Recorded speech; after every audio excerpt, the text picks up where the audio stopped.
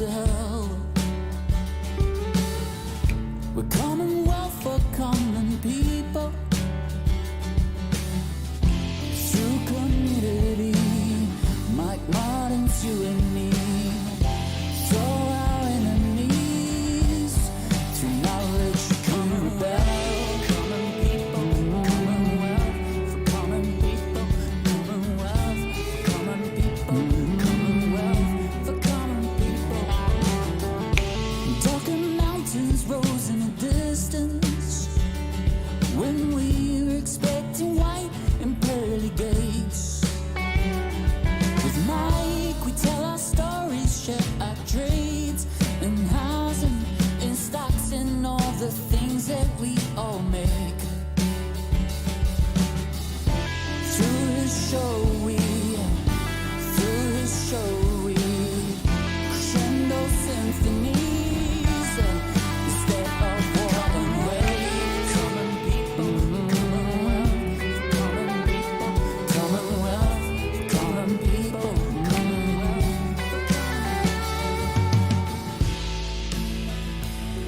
Bid you all good morning, good evening, and good night, wherever you be watching this transmission. It is I, Mike Martins. Welcome to Commonwealth for Common Folks here on the channel. Thank you for people dropping in daily and checking our daily updates. Don't forget to subscribe and follow that.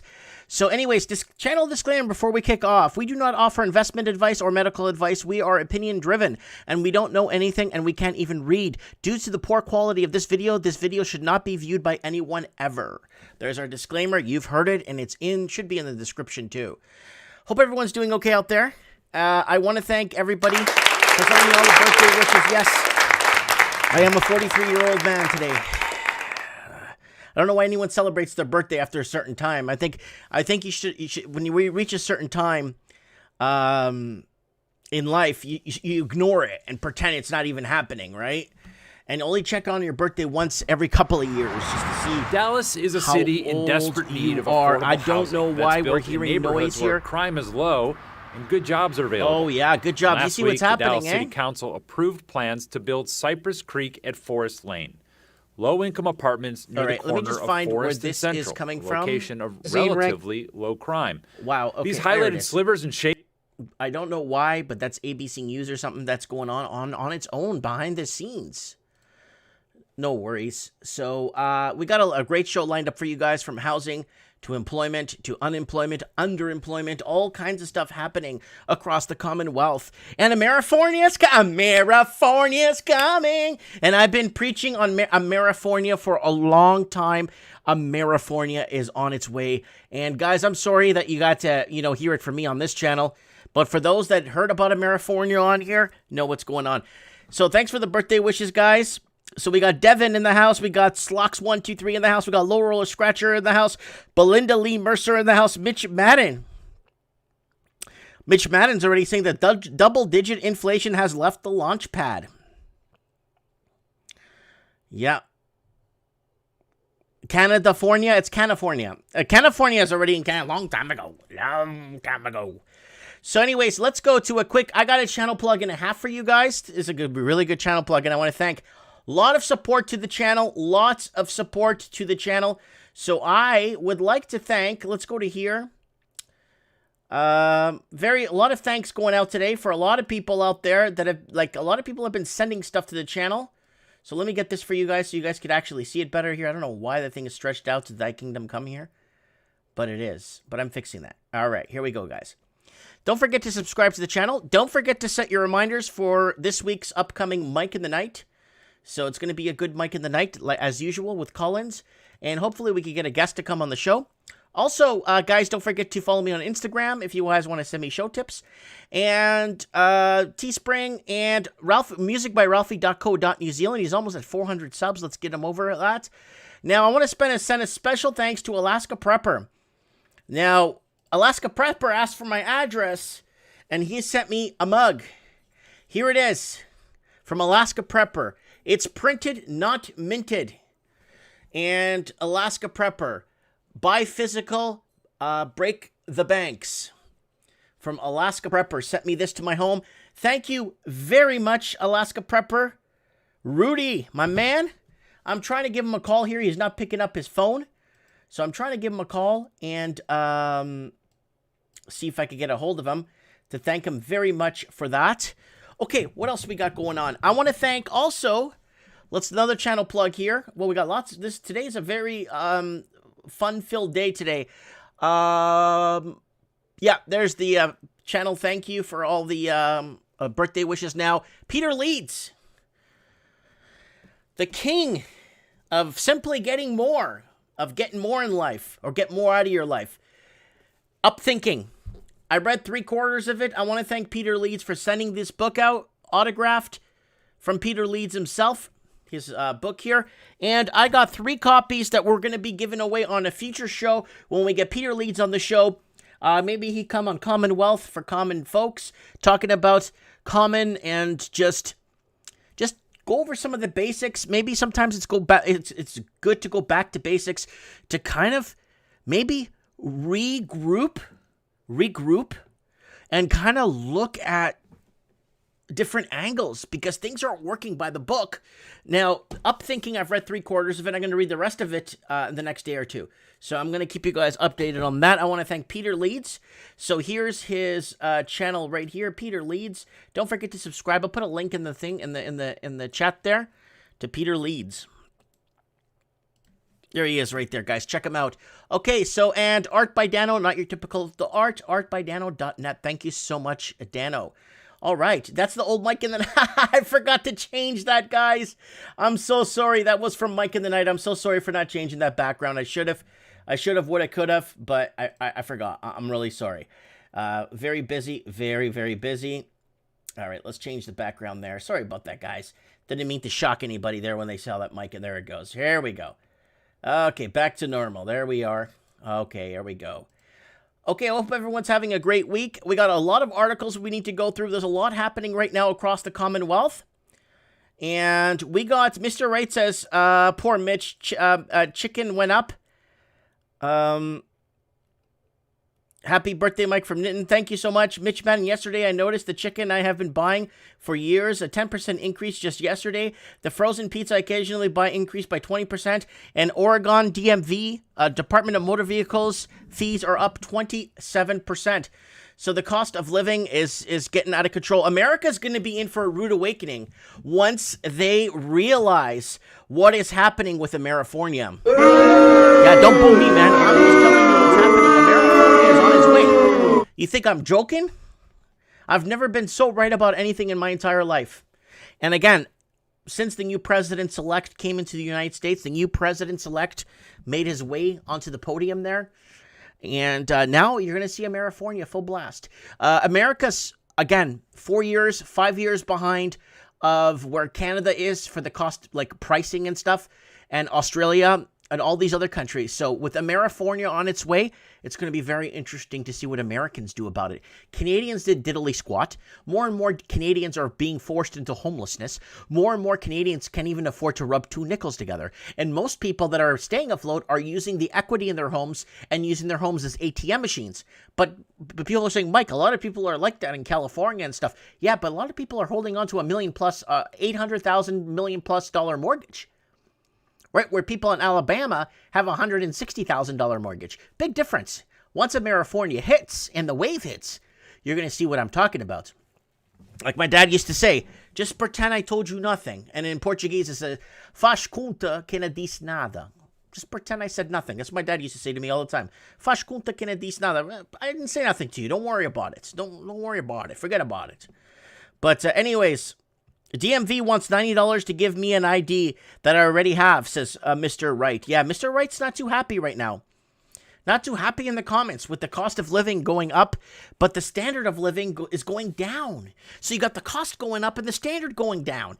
So it's like, you know, it's like paying a first class ticket on the RMS Titanic and then them putting you on in the room down below or something. You know what I'm saying? It's like them putting you down in steerage or something. So that's what I see happening a lot right now. So anyways, let's get over to Damn, I gotta fix my my green Dallas screen is here. a city in desperate need of affordable housing. That's Oh, built we in got neighborhoods Texas. where crime is low Texas is and good dying. jobs are It's available. absolutely Last week, the dying. Dallas City To get this Council story out, approved let's go plans over. to Let's get build to this Cypress story in Creek Texas at because Forest Lane. they're gonna end up flagging my Low-income channel apartments down. near the corner. All right, let's get to some stories here. All right, let's get to this Texas one first. Let's go to article scan here. Let's go to Texas. My exes live in Texas. All right.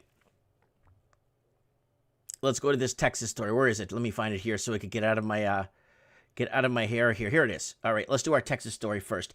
It all comes down to one man, how Texas allows a single lawmaker to kill affordable housing plans to keep constitutes happy. So constituents happy. Sorry, I can't even, I'm not even paying attention. I was reading the other screen comments at the same time. Constituents, we don't use that word too much, but voters happy. When Dallas, Texas Council voted to approve affordable housing complex in North Dallas, upsetting neighbors had one more card to play. It worked. So there it is. Dallas, by one estimate, the city of Dallas is short 20,000 units of affordable housing that's built in neighborhoods where crime is low and good jobs are available. So there it is. They're having a really tough time. It starts with the affordable housing issue, then it starts moving into other areas. Good to see everybody in sunny South Dallas. All right, I got something playing here in the background too. People of Dallas. There we go. Goodbye. All right, let me fix this screen here so it doesn't look so awkward. Like I'm trying to get this thing here working, rock and roll. All right, that's better now. All right, doesn't look too strange. All right, guys. So let's go back here. Comments are rolling. Thank you, Tig. The hunger pandemic is approaching, says the Raven. All right, so here it is. Let's get to our actual article. They just keep playing stuff on that other channel just to get our attention. So let's go over to our thing here. Here it is. Canada and New Zealand both have a hot housing markets, but only one has a plan to cool things down. And it's either, I know it's New Zealand because I know what they've been up to. Economy needs growth. Do we need measures right now with respect to housing? Right now, the economy is weak. We're just on the second wave. I think we need support. We need growth that we could get. So again, they are hedging. You know what they're hedging on? Do you know what they're hedging on? The price of housing to stay up so the economy can stay strong, because New Zealand's like almost 90% of its GDP is housing. Right there. Right there. It's housing.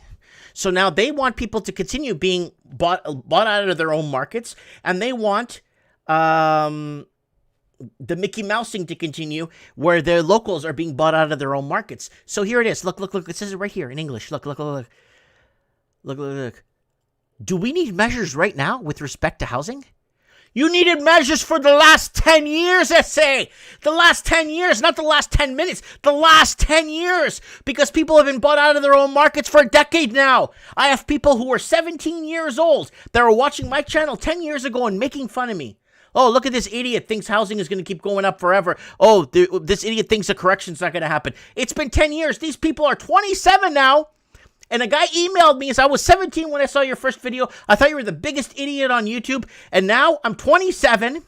And now my mom's selling the home and moving into a care home or something. And now I got nowhere to go. And that's what's happening right now.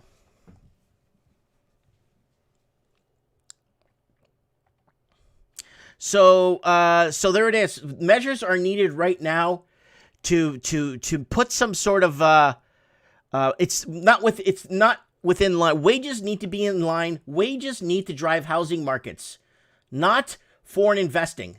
Foreign investing is destroying housing markets. And that's the housing market. And that's the problem we're having right now. And this is the problem we have to deal with right now. Now, Amerifornia is coming. Just pretend I said nothing, okay? Pretend I said nothing. All right, here it is. Now, again, they're going to blame COVID. New Zealand's virus success unleashes, so the success in the virus of, I guess, removing it, runaway housing prices. So they got to pin it on something. What's the best thing to pin it on? COVID. COVID is the best thing to pin it on. Why? Because it's the scapegoat. It's going to be, This and the Trump administration are going to be the things to blame for the next 1,000 years. So we got Piers Morgan. Wow, that guy looks terrible in that picture. Wow. Okay, here we go. File. In this August 13, 28 file photo. Okay, this is a new article from a few days ago. So let's go over here. Wellington, New Zealand. New Zealand's success in battling the COVID has unleashed an unanticipated problem, skyrocketing housing prices. So we know what New Zealand did 4 years ago, or 4 years ago. They banned foreign investing. But there's so many loopholes in it, it doesn't even make any sense to have the law anyway, right? Right.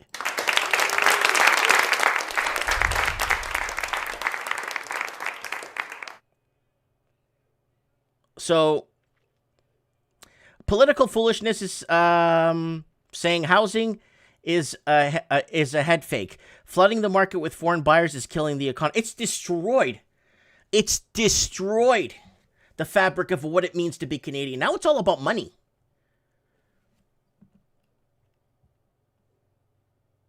Okay, so we got here, we don't care. They're going to blame it on COVID. New Zealand has managed to stamp out community spread. Nobody cares. Nobody cares. These prices are high under almost any comparison with other developing nations, especially considering most of New Zealand homes do not come with double glazing, central heating, or other features. So you don't even get central heat in these houses. So if it's cold outside, you're screwed, and your walls are going to get molded to crap. You're going to have moldy walls and mildew and all kinds of crap because you don't even have central heat in these houses, and they're over $1 million. What a ripoff. What a ripoff. And then you go to the news. Everybody, look, this is the most watched right here. Look at the most watched right here. CTV National News response from the palace. Right there, palace. Piers Morgan, I believe in freedom of speech. Right there. Look at this. CTV National News. Their swift departure. Who are these people? Right there. No one's talking about what's happening here. The important stuff. Runaway housing prices. That means the runaway middle class is disappearing. But then you get these articles on the side that nobody cares about. Climate barometer. Hold on, let me switch camera. Climate barometer. Yeah. Let's hope it gets warmer, because when people are sleeping out on the streets and they realize that they got duped by their governments, then we got to start figuring things out real quick in a heartbeat. So guys, if you're watching this right now, I'm on a roll. Go ahead and share this video right now live.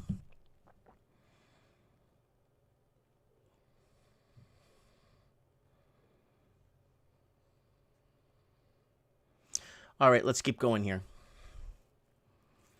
So good news if you're living in Australia and you're a homeowner.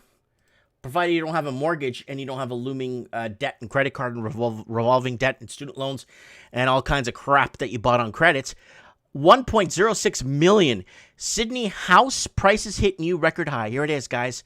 That's it. A house. A house. No. A house. This is not... We're not talking about a plantation. We're not talking about a manor like Wayne Manor. We ain't talking about the Taj Mahal. We're talking about a house that's probably 50 plus years old. Just surpassed $1 million in Sydney. Hold on a sec. Right there. So unless people in Australia, I think the average person in Australia in Sydney needs to make about $200,000 plus a year family income to just pay a mortgage, minimum payment on a mortgage. We're not talking about paying off the house. Paying off the house is what we did back in the 80s when mortgage rates were at 13%. Oh, yeah. So, guys, go ahead and share this video. Get this out there right now while we're live. CoreLogic Daily Hedonic Home Value Index in Sydney. There it is. Just passed $1 million. $1 million. More cheap money in the markets. Sydney housing boom lifts value to record highs. Oh my God, this guy is talking about something. Nobody cares.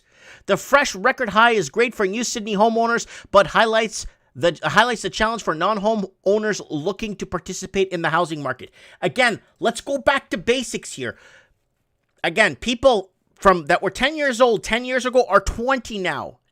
Back in my day, like back in the day, in the 80s and early 90s, if you were still living with your parents when you were 19 or 20, people looked at you funny. Now, people that were 20 back 10 years ago are 30 today. They're looking at this. They're not going to get in. There's no fresh blood coming into markets. This is a major issue, I say. So here it is. Sydney housing boom lifts values to record high. Here it is. The Sydney Morning Herald. Runaway house prices is this year's looming issue no one wants to touch. That's it. Get you. Yeah. Bid it up. The Reverse Bank chairman, Philip Lowe, told Australian Financial Review Business Summit that he was essentially keeping an eye on the property market, but that holding interest rates at their current historically low level was front and center of his economic agenda. He conceded that rising house prices that were accompanied by stagnant wage growth was not ideal.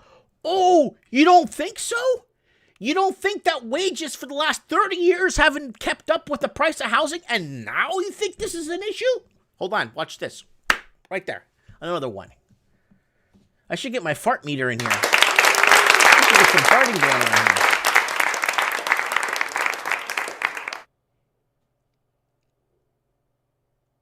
So we got D-Man saying, thank God I'm drinking vodka now. Thank you, D. It's the only way you could bear this show. Okay. So, Crazy Shredder saying lockdowns every 6 months to reduce emissions. Better yet, 6-month-long lockdowns every 2 years. Or if you're really ambitious, 2-month-long lockdowns every 6 weeks to comment from climate change site. Okay. That's a comment from the climate change site. Sorry. All right. So let's move over to Canada. We're in Australia and New Zealand. Let's see what's happening in Canada. Bank of Canada will try to suppress rates, says housing, stronger than expected. And there it is. Canada's central bank rate announcement was brief, but had a lot of details for investors to unpack. Bank of Canada announced that it would be making no changes to the rates at this time, as widely expected. So right now, the cheapest rate you could get is with Citibank, 0.99%. Canadian real estate prints 19th quarter in bubble territory, U.S. Federal Reserve. So there it is, 19th quarter. So that's 3, 6, 9, 12. So that's, I'm just trying to think, 1, 2, 3, 4, 5, 6, 7, 8, 9. Yeah, it's like, since we've been doing this channel. Canadian real estate buyers are driving up prices using irrational exuberance, says U.S. Federal Reserve. The data shows that Canada home buyers were exuberant in Q3 in 2020. This is why buyers disregard fundamentals. What the heck is going on? Fundamentals. What about COVID? What about Covista? People losing jobs, people on stimulus. Who the hell is buying this stuff? Right here, watch this. Right there, that's who's buying it right there. So we got a lot of people breaking open some beverages while watching the show. Go ahead and grab your beverage. Well, if you want to grab a beer or something, go ahead and grab a beverage if you want. So here it is. How to read the exuberance indicator. We already talked about this. So there it is. There's the critical value, and then there is the exuberance. So that's Canada, exuberance index. So, shoot. There it is right there. Exuberance. The critical value is in red, and there's the Canadian exuberance value right there. So, I mean, is Canadian real estate in a bubble? According to the Fed's research, yes. This is a market driven by exuberance. Only 5 consecutive quarters make the market exuberant. And Canada has 19 consecutive quarters. So I should have mentioned that early. 5 quarters makes it exuberant. 19 consecutive quarters, you know what that makes it? Ludicrous. It makes it absolutely ludicrous. 19 consecutive. It may be up for debate if it was maybe 1 or 2 quarters over the threshold, but at this point, come on. That's what they say. But at this point, come on. And there it is. Wages are not keeping up, and this is why Amerifornia is coming. And I've been talking about Amerifornia for a long time. No one even subscribes to my channel, but you know what you guys do, and I love you guys. But you know what I'm saying is that this Amerifornia is going to be a big deal. Let's go back to Better Dwelling and see what they have going on here. RBC sees Bank of Canada raising rates earlier than current guidance. Why? Because the bond market is putting pressure. right now and raising prices. The bond markets are raising interest, putting pressure on rates and moving them up. That's what I meant to say. Sorry. Bank of Canada wants a housing bubble while the other central bank tries to pop them. Yeah, this is out of control, guys. This is totally out of control. Canadian mortgage delinquencies fall in 26 cities as markets flood with cheap credit. Well, you're going to get the cheap money. But what's going to happen if they raise rates? A lot of people are saying they'll never raise rates again. Ever. Ever, ever, forever.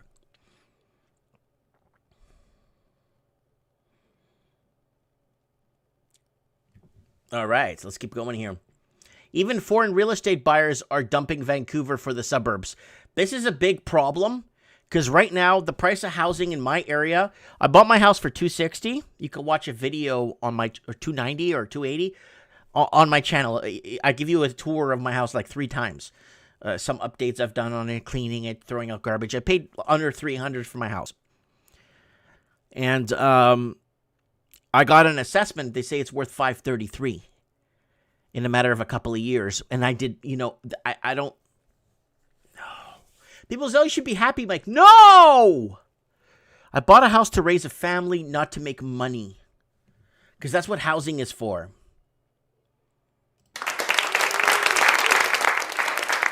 Canada's construction investment may be pausing to see if work from home sticks. So they're going to see if they're going to build these skyscrapers in smaller towns so people could afford to buy in smaller towns now. So you're going to see Skyscraper City coming soon to a little small town near you. Oh, yeah.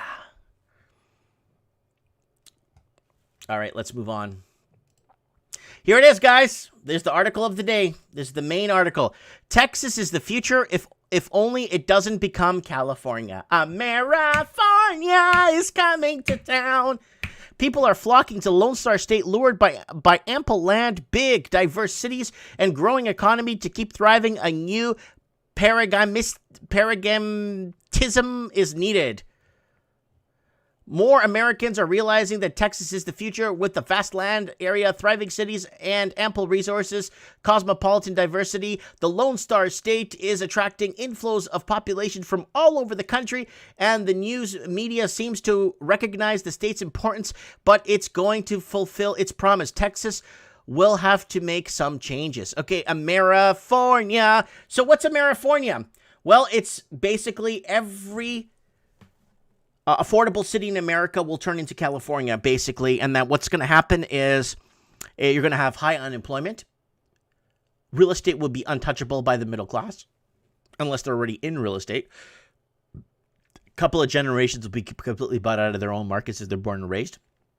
For example, in Texas, the cost of living will be so horrendous that it's going to push so many working class, middle class people into poverty and homelessness.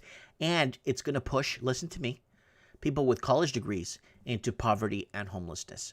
That's because this is what's happening in Canada, Australia, the United Kingdom, and New Zealand. And I've been connecting these dots for many years. Now, Amerifornia, with the new president-elect, Joe Biden, is going to help bring Amerifornia into light. So you're going to start to see this mass exodus of people from all these states. And there it is. Here's the... There it is. There's a graph right here that's pointing this out to us. Moving to Texas, as more people move to the Lone Star States, its population is catching up to California. So there it is. Population catching up. Dysfunctional California politics have made housing unaffordable, causing people to flee to Texas, sprawling, comparatively cheap suburbia, and low tax rates. But if Texas is going to provide housing, jobs, and high quality of life to those new arrivals, and thus ensure the boom continues, it's going to have to improve its energy infrastructure, technology policy, universities, and urbanism. Nope. Give it 5 years, mark my words, 5 years. By 2027, Texas's GDP, 80% of Texas's GDP will be based off real estate housing, construction, real estate, the fire markets, right? Insurance, all that garbage, brokers, all that crap. That's what's gonna make up Texas's economy, just like California is right now. And look where California is. Amerifornia is coming, no doubt. And this right here. let's go back here. It says here that it's trying to turn energy into a culture war, won't do anything to help the average Texan. It's simply limit the state's ability to take advantage of the renewable energy technologies that are becoming cheaper by the day. Instead, Texas should embrace the pragmatism and of the late businessman T. Boone Pickens, who switched from oil baron to champion of wind power. And you guys know what happened in Texas. And this article's after this big shutdown, March 10, right here. It's right after this big blackout and people dying and freezing in their beds in Texas. They're still going with T. Boone Pickens. They're still saying that's the way to go. Wow. Diversifying Texas' energy mix will also help expand its economy. So I don't think in the next 5 years, Texas economy will be based off energy anymore. It'll be based off... Hold on. Let's get some cheering. Cheering. Where we got cheering?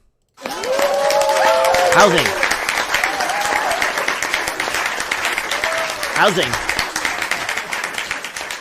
It will be housing. God bless America. So that's it. California is coming. Texas is already headlining it. Texas is the future if only it doesn't become California. They're starting to smell what I've been saying. Economist says North Texas sellers market result of perfect storm. So on the channel, we did several perfect storm videos, economic perfect storm coming for the real estate market. So just months before northern Texas real estate market came to near halts during the shutdown, it's not only rebounded, it's exploded. I think the first 17, 18 houses that I wanted my realtor to look at were all under contract. So there it is. It's first-time home buyers that are getting hit with this. But after renting for several years, jumping back into the market in Collin County felt like a game he's never played. So we've been playing this game. We've been playing this game in Canada, Australia, New Zealand, the UK for years. So it's starting in Texas. It's starting the big takeover of California. So here it is. Let's keep going here. Unlike previous time he'd purchased a home in Plumlee, he said he couldn't schedule showings when it worked the best for his schedule. Waiting too long after a house was listed was like it meant it would be snatched up before he'd get a chance to see it. So we'd need to go in. What are the comps? Do we want to try to bid on to compete with it? Do I pay above what he thinks it appraises for? Oh, Texas people, Texicans. You can throw appraisals right out the window because your properties are going to be starting to sell sight unseen. People with cell phones, they're going to be looking at them. They're going to be nodding and then bidding and nodding and bidding to somebody over in China, and your property is gone. Your property isn't sold to you. It'll be sold to somebody, and it'll be left empty, like California. Like half the state's empty, and so is Washington State, and so is Oregon. Okay, what's going on? Florida's housing crisis again. Nearly 1 in 3 American households is facing imminent eviction or foreclosure. That's according to the data collected by U.S. Census Bureau, reported by NBC 6 South Florida in December. At the time, the CDC ordered federal eviction moratorium was nearing its expiration, as were moratoria put in place to state governments across the country. So there it is right there. Florida is massive housing crisis there. Affordability is getting out of reach. Florida trend. Is Florida housing market booming? Is the crash ahead? No.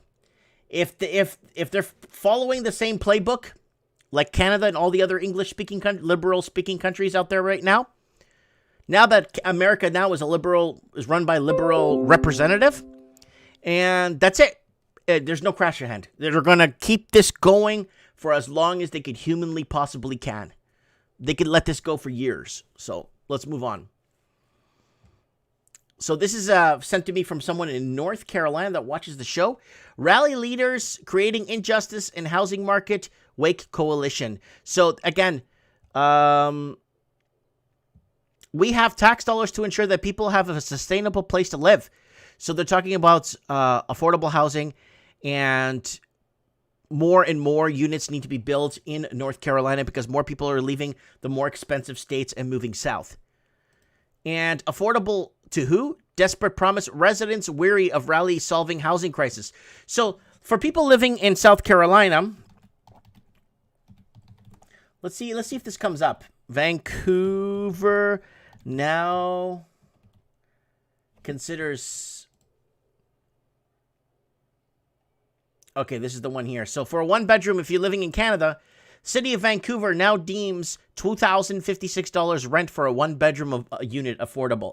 So what does affordable mean? So in Raleigh, North Carolina, they want affordable housing, right?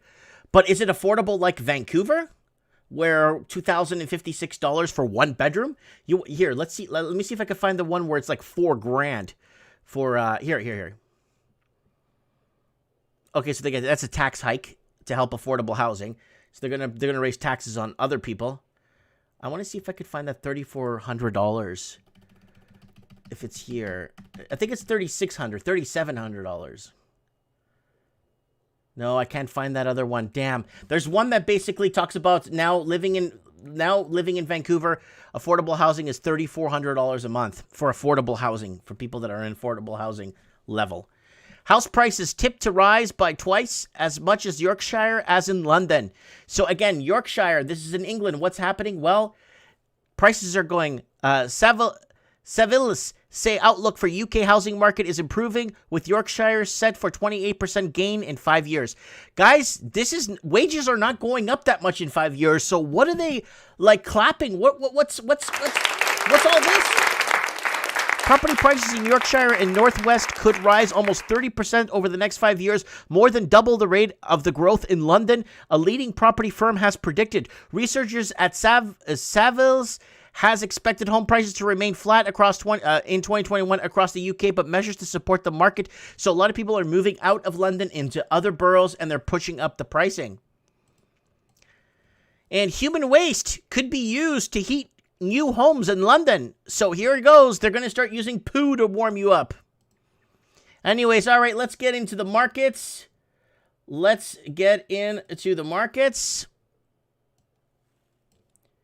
I'm not getting any audio here. All right, you know what time it is now when you hear that.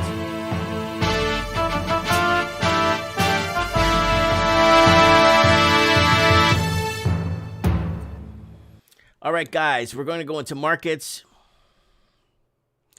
And we are going to discuss what is happening in the markets right now. So I want to send a special thanks to Peter Leeds for sending me a pile of his great book. I've read 3/4 of it. I'm going to continue reading it tonight. Actually, I'm going to curl up and read this tonight. And that's what I'm going to do. I'm going to finish reading his book. And we're going to get him on the show soon to discuss his book and to discuss maybe kind of take us back to basics in the markets. Because nothing we knew or nothing we were taught by the book, especially in the housing market, you could take whatever we taught, what we were learning, you throw it right out the window because it means zero. So we're going to get into markets right now. And discuss what is happening in the market. So let's play the market music again. Yeah! Braveheart.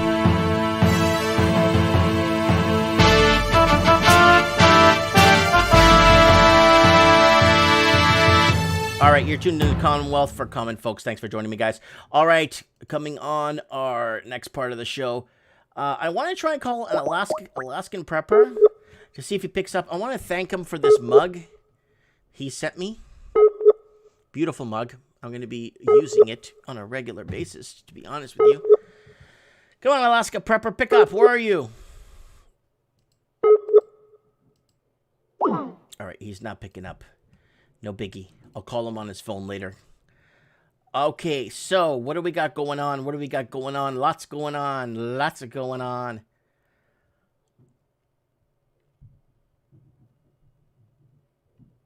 Oh, we got Mitch. Mitch has been very, very, very talkative today in the chat.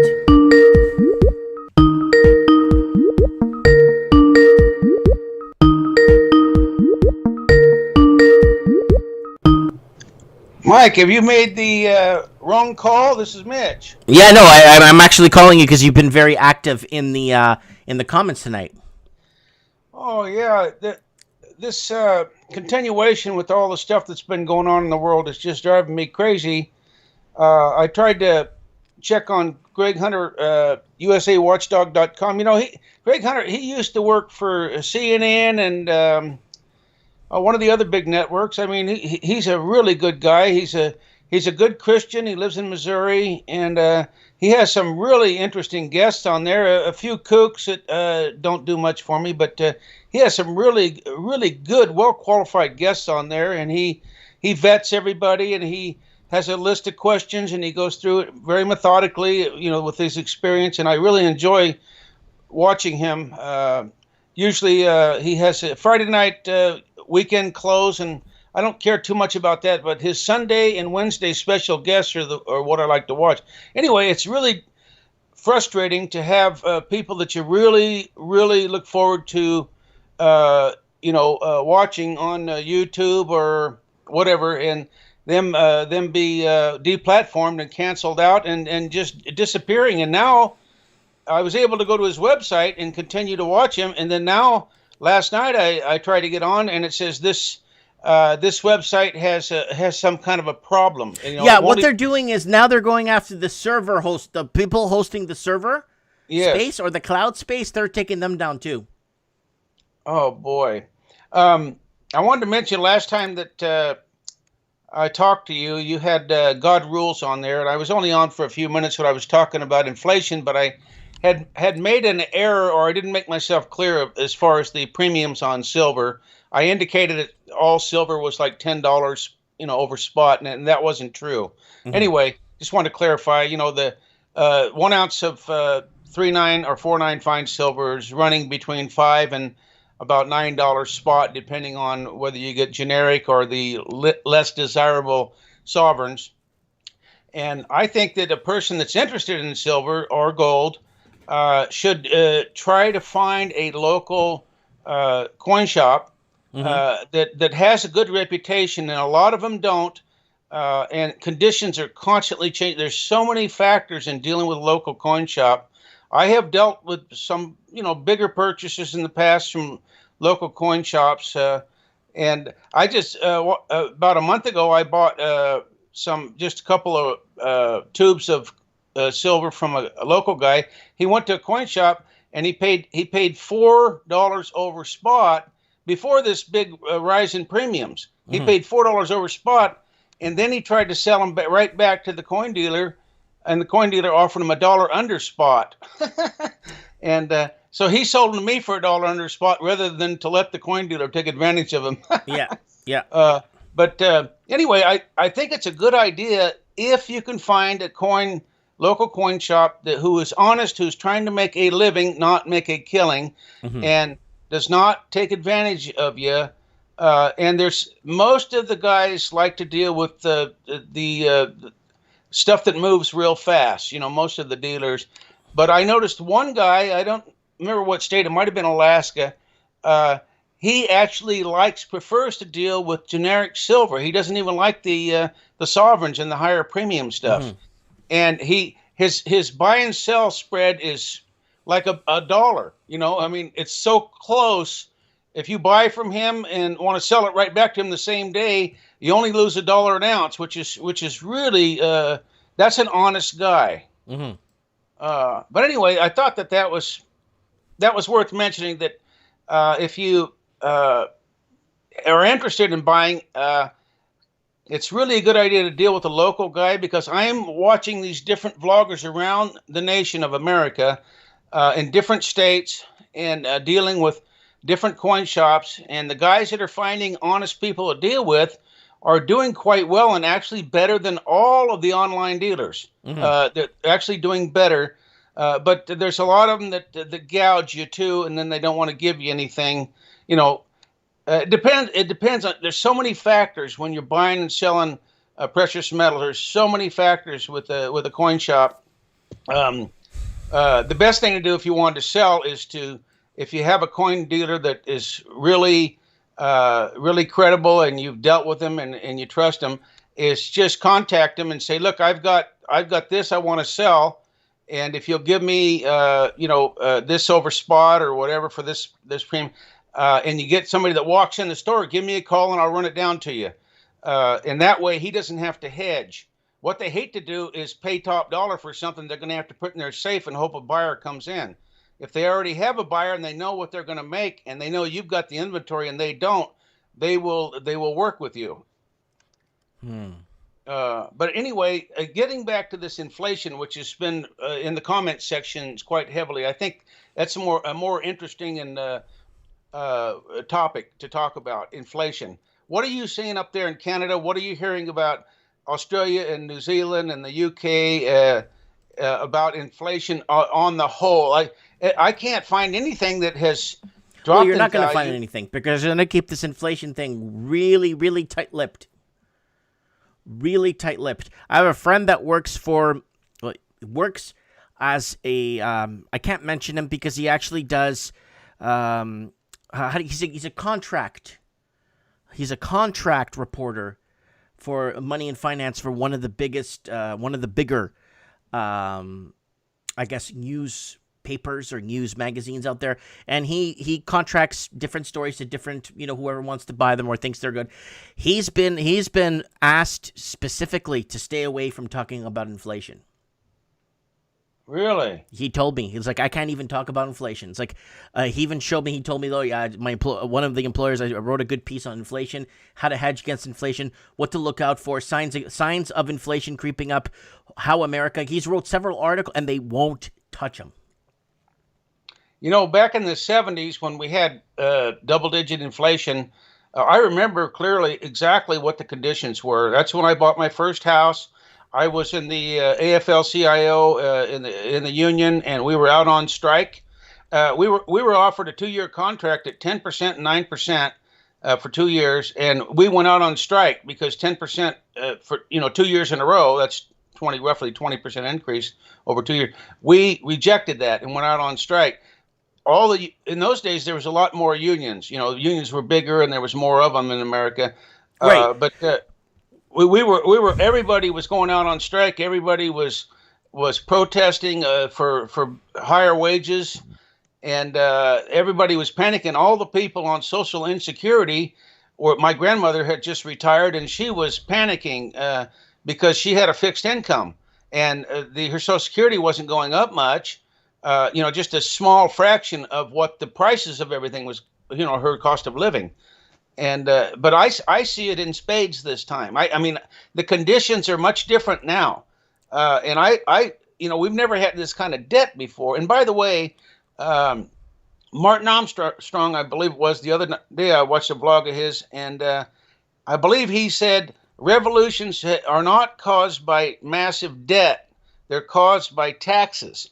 And right. He says, look out, because the tax man is going to be coming after you every which way. The tax man. Yeah.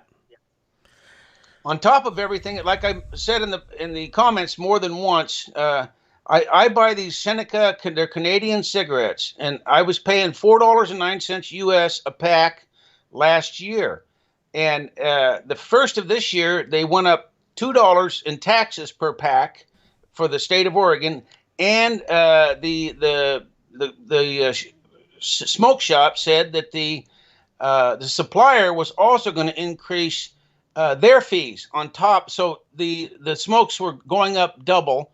And then now with the increased fuel costs and all the other input costs and labor costs and taxes going up and everything, that the suppliers are going to have to pass some of that along. They can't eat it all. No, and of course not. It's prices of everything it's going to go up, and it's going to go up big time, especially the things that conflict with the Green New Deal.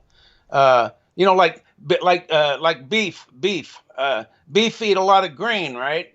Well, the thing is, they want us to start getting used to eating human flesh, and they're already. If you saw the last article I read before I switched to Market Talk, they're already warming us up to getting ready to be warmed up or using our feces for fuel to warm us up. Oh, man.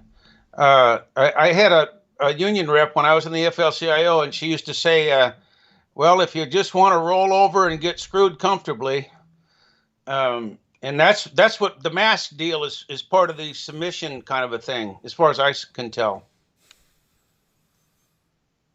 Yeah, I know. Right now, inflation. Anyway, What's happening is they're keeping a lid on it right now as much as possible, because you know what happens is everyone's going to start shorting the bond market, and I think Mr. Wright said that in the comments, and that's true. And I don't know. I mean, obviously the price of gasoline has gone up quite substantially. Could we see an $8 US gallon? Perhaps. In some states you could. Right now it's like $4.28, $4.30 right now in California for Supreme gas. Mike, you mark my words. We're going to see an $8 nickel candy bar before this is over. Really? Yeah. Do you remember? We always hear about Weimar Germany, and the guy that was they call him the inflation king over in Germany. He saw it coming. Do you know the story about that guy? No, tell us. Well, I can't remember his name, but he was a big industrialist over in Germany, and he saw this inflation coming. So he started borrowing money and buying real things. He bought out the coal industry, the shipping industry, the steel industry, all the big industrials there, and he was actually buying real companies. And then all of a sudden inflation went crazy. So let's just say he bought all the coal, all the steel, all the ship, everything in Germany, and then for $1 trillion.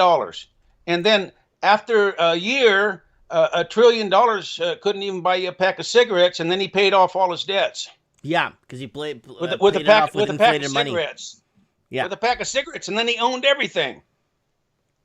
Very smart move. Very smart move. I do know people that have refinanced their properties and recently, and over the last couple of years, actually, that have seen big inflation coming, and they believing that they'll be able to pay off their debt with cheaper dollars. Right, deflated currencies.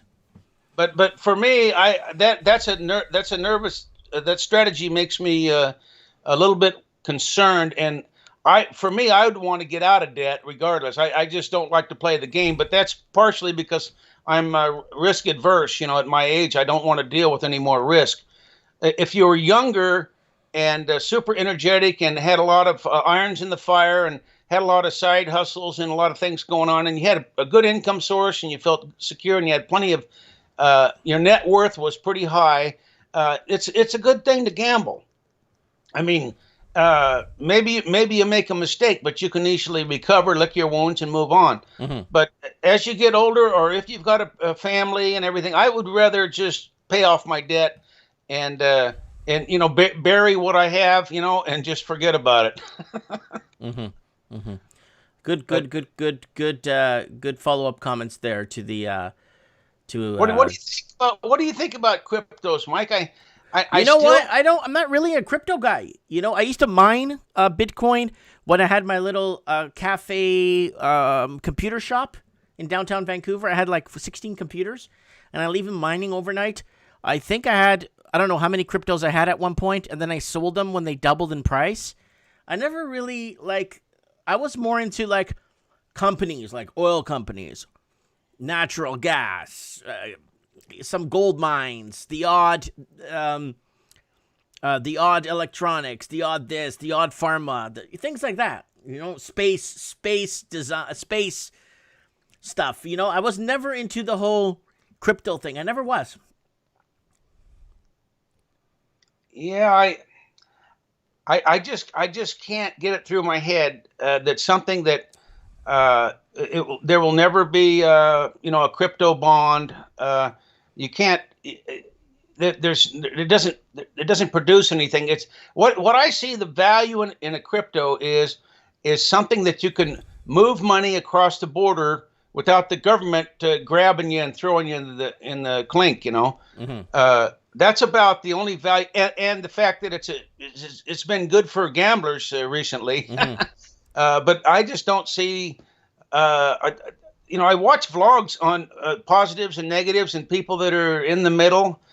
But I like to listen to people who don't like cryptos, because there's a lot of really credible, highly connected people that I listen to that are totally believe that the cryptos are just a total fraud, and that it's just a house of cards waiting to come down. Those are the people that I kind of listen to, the kind of listening to the choir kind of thing. But I do see the value in crypto as far as moving it. You got it's a great thing. It's a great tool if you want to launder money and you want to move huge quadrants amount of money, and obviously you don't want to take suitcases of cash. So crypto is a good way to move, so you don't have to do any integrated layering. Yeah, you can't fly out of America with $10,000. If you do, you have to declare it, and then they're going to want to ask questions. I watched over at Heathrow Airport over in UK. I watched a vlog where the authorities there at Heathrow Airport found a guy that had emigrated from Pakistan or somewhere, and he had a good business. Him and his wife were, middle to late age, and they were going back to their home country, I think in Pakistan, and they were going to pay off a house or something. And anyway, they had 45,000 euros or pounds. No, it was pounds in a suitcase in cash. And they were leaving and going back home for a lengthy visit for like a month or something, back to Pakistan or whatever. Anyway, they asked him where he got the money, and anyway, they took his money, all of it, as him and his wife were leaving on this big trip to go back and pay off some debts or whatever, and they took all of his money. And they wanted to they were going to do a complete investigation on him, and he was going to have to try to appeal to get his money back.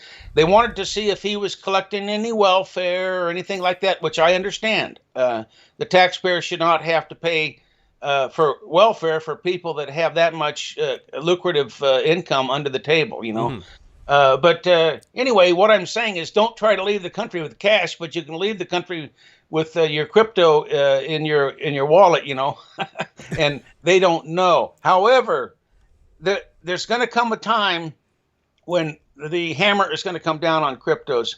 You're going to be either heavily regulated, you're going to be taxed, you're going to be shut down, and then like in Texas, electricity goes down. Your cryptos aren't going to do you much good, at least temporarily. So there's a lot of things that make me nervous about cryptos, and plus, it doesn't represent anything real. It just represents other things that aren't even real. I mean, fiat. It represents fiat. Fiato is Italian. Fiato. Anyways, okay, Mitch. Thanks for your input and your. You always have good you have world experience, which is nice. You see, think, you've been around, you've invested, and I like that. We like that here on the channel that you bring that to us. Oh, and one last thing, Mike. Yeah. Because this is the old, trends in the housing market show. It's changed the format a little bit. But my gal in the Philippines just sent me a deal from For the Love of Old Houses, which is a little different website than the one you looked at before. Okay. For the Love of Old Houses. In Hinman or something, Missouri, on 0.79 of an acre, there's a beautiful house that was built just prior to the Civil War. It's right on a lake. It's just absolutely, unbelievably fabulous for $379,000. And I sold my last piece of junk house down the San Francisco Bay Area in December 2014 for $400,000, and this one is only $379,000 asking. And it's an unbelievable place. But anyway, it's nice once in a while to show a house. I know you've kind of moved the format a little bit away from trends in the housing, but it'd be nice to find some really beautiful place just to show people, flash a few in front of their eyes to see what they can get in this country if they get out of California and all these overpriced places. Okay, good night. Thank you, Mitch. God bless. I'm looking at the for the website right now, For the Love of Old Houses. Yes. All right, I'm looking for it now. Thanks, buddy. Okay, we'll see you. Bye-bye. So I found the website he's asking me to look at. I'm having a tough time. I'm getting a lot of other crap trying to sell me stuff. There's a Facebook page. I can't get into... The website is doing this to me. That's what I'm getting from the website. Just a blank page here. But I would like to check this website at fortheloveofoldhouses.com. It's not opening. 10 most amazing houses. 10 most amazing horror from the Love of Old Houses this week. So there it is. There's the houses right there. There's some of the houses right there. So this is in Pittsburgh, 299,000. Forest Ave, Palo Alto, California, $5.4 million. Well, forget that. Here we go. Barkton, 750,000 with tons of land. Oh, a nice plantation in South Carolina, 795 with 20 acres. And we got Franklin. Wow, these are expensive. There's some that are affordable, but these are like super palatial mansions with a ton of land. Yeah, some of these, most of these houses are over 5,000 square feet, so these are really big homes. But yeah, this is an old. I want to see if like the website is not working here. I go to the website here, it just doesn't open anything for some bizarro reason. The website could be down. All right, let's go look at the markets. What's happening? The markets are open in Australia for another 2 hours and 15 minutes. The All Ords is up 2.9 points at 6,950. The ASX 200 is down 2.4 points, sitting at 6,711. Then we got the Australian US dollar at 77 cents. Oil is up over $65, and we made a video 11 months ago that oil will break the $65 mark by March 2021. Gold at 1,728, up $6.90. Bitcoin right now is up. It's at 72,000 Australian dollars. I don't know what that is in America. It's like 50,000 American, probably, maybe give or take a few thousand. And what's the one we want to see here? The NASDAQ closed 42 points down at 12,752. And the FTSE over in the UK is at 6,725, down 4.74 points. And the Dow Jones closed today at 464, up at 32,297. The Hang Seng, that's the one we want right here, right now, in Hong Kong is up 470 points, 29,325. We might see the Hang Seng break 30,000 in the next week or so. The Nikkei 225 sitting at 29,191, up 151. Again, another market that might break 30,000. Papa Piss sent me $5.49. Hopefully this pay your YouTube taxes. Well, I don't know what's going to happen with YouTube. I don't even know how much longer this channel is going to be up. What's been happening is I think I'm going to have a problem with the channel because a lot of channels that have a lot of subscribers, I mean like 500,000 subscribers, a lot of them have been picking up a lot of older content that other smaller channels have, not just me. Like the McChronicle, other smaller channels we have, like channels like us, like that we come, we talk. Other channels are picking up what we're doing and they're rebranding it. Now, when people look up that name, then my video comes up beside it from 4 years before or 3 years before what they have just produced. That might be a problem for older creators like myself with these new up-and-coming people that are like, see, we told you about this, but meanwhile, the channel's not even a year old. This is going to become a problem for smaller channels like this one because they're going to be talking about something, and then there's going to be a video next to them, unless they change the algorithm again to favor the new and upcoming content creators. Because once they make a video saying Americans being forced into homelessness, then I have a video of the same title discussing the same thing from 5 years ago. So that becomes a huge issue for new content creators or new people jumping on, basically taking advantage of how easy it is to get subscribers if you're of the right... I don't know how to say it without getting my channel shut down, you know what I'm saying? So we got Leila talking about power outages. So what is happening in the market? So let's take a look, guys. Any stock tickers you want to recommend on the channel, let me know. I'm going to tell you a couple of the ones that I've been in lately. So I did a semi sell-off a few days ago. Bought back in when things look like they hit the bottom. And I'm going to go right now into my thing right now. I'm opening it on my phone so I could show you guys some of the stocks I'm in right now. I'm in Sundial. It was down 8 cents today. I picked it up, I think 98 cents or $1.01. So Sundial, I'm back into Sundial. I think I sold and I bought it back. Let's just check the last. I sold it around just below almost the dollar mark. I think it was just below the dollar mark or in and around the dollar mark. I sold it and it's at 131 now. I'm green in that one in Sundial. I'll tell you my next one. I bought this stock Looks like it's gonna bounce back. RGO.X.CXN. There's another one here that I picked up. It's been pretty much flatline for the last month. And the company is inquiring a couple of other assets. I don't know. It's a small stock. I don't know too much about the company. I don't have much in it. This one I'm in a lot. Oil.cn. This stock used to be worth something back in the day. Oh, it's not even showing anything here. There it is. So there it is right there. There's a stock this last 5 days. Let's check the last month.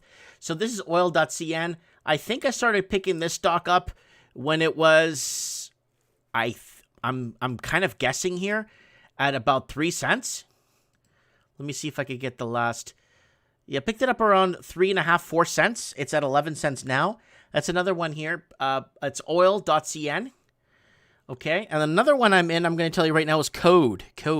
I sold a bit of Code at profit today. I've been buying and selling Code back and forth. Code.cn is another one I've been buying and selling for a long time now. Code-based ventures down 2 cents. But I sold today. What did I sold today? I was in the green. I made a little bit of profit today. And what else do I have here? There's one stock that I picked up that is doing really well right now. Tellurium is down 1 cent after market close. Tell is another one that we've been promoting here on the channel, Tellurium. And it took a slight hit not too long ago. It looks like it's starting to bounce back. It's at 254. It was up 6 cents. It's down 1 cent after closing. So markets in Australia are going to be closing in about 2 hours. So we'll see what happens then at the close. You never know. It could pull itself up out of that 1 cent slump. I got Ricey too. Ricey's been doing okay for me too. Ricey, R-Y-C-E-Y. Ricey's been doing good for me too. There's Ricey. You know, it jumped a bit today. I was going to sell some of it off today.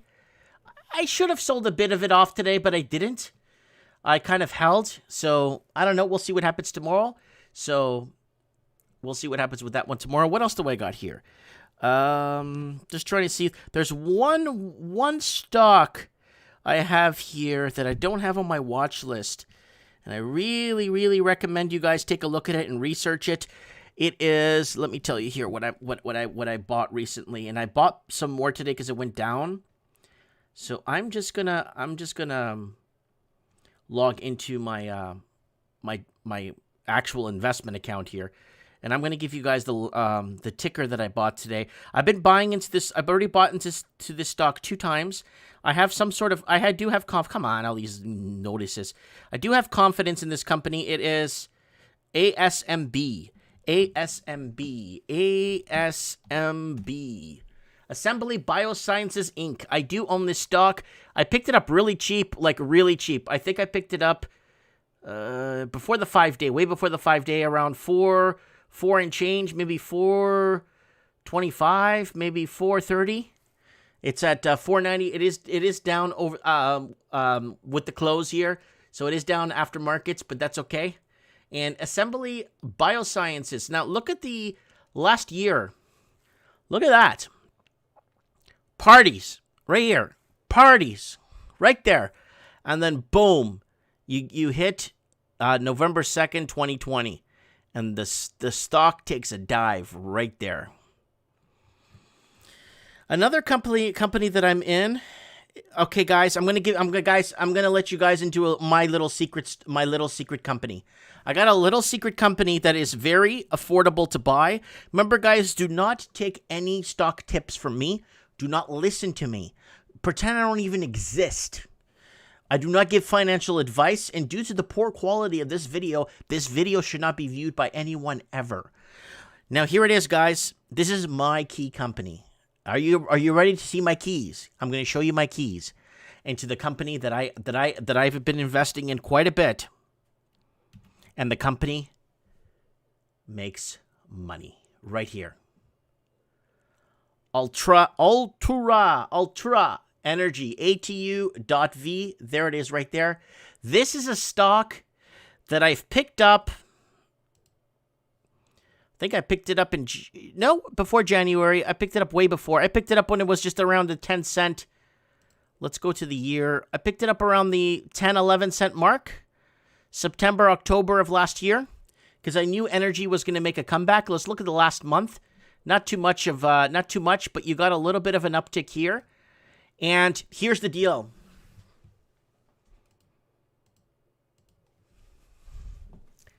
This company actually makes money. Hold on.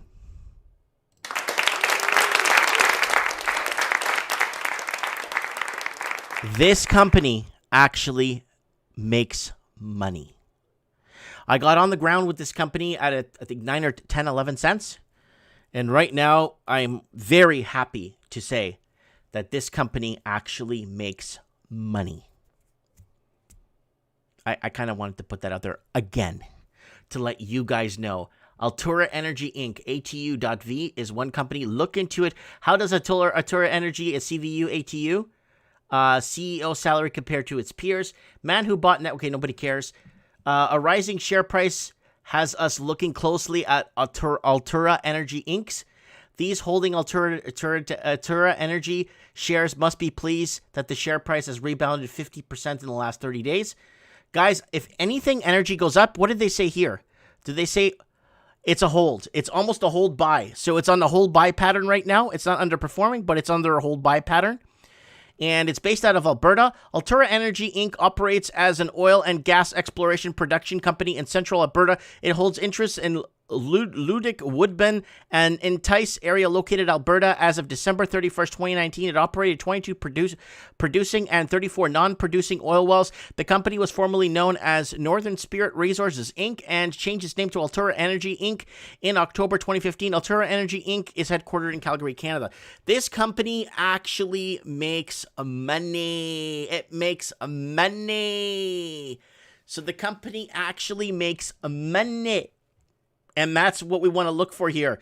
The diamonds in the rough. Altura Energy, guys. Don't panic, anybody. Nobody panic. Because another channel will pick up this stock and run with it and look like the greatest heroes that ever existed in mankind. And that's just how YouTube works, right? Pick from the small to give to the bigger. But that's it. Altura Energy, guys. That's what I got in my pocket right now. I'm very, very excited about this company because it actually makes money. All right. Who can we call on the phone to find out what is going on?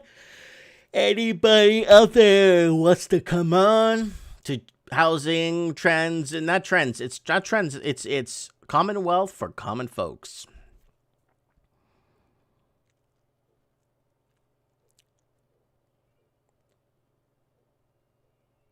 Canada is ran through Power Corp in Montreal. Mike Ringlela. Yeah, maybe I should call her.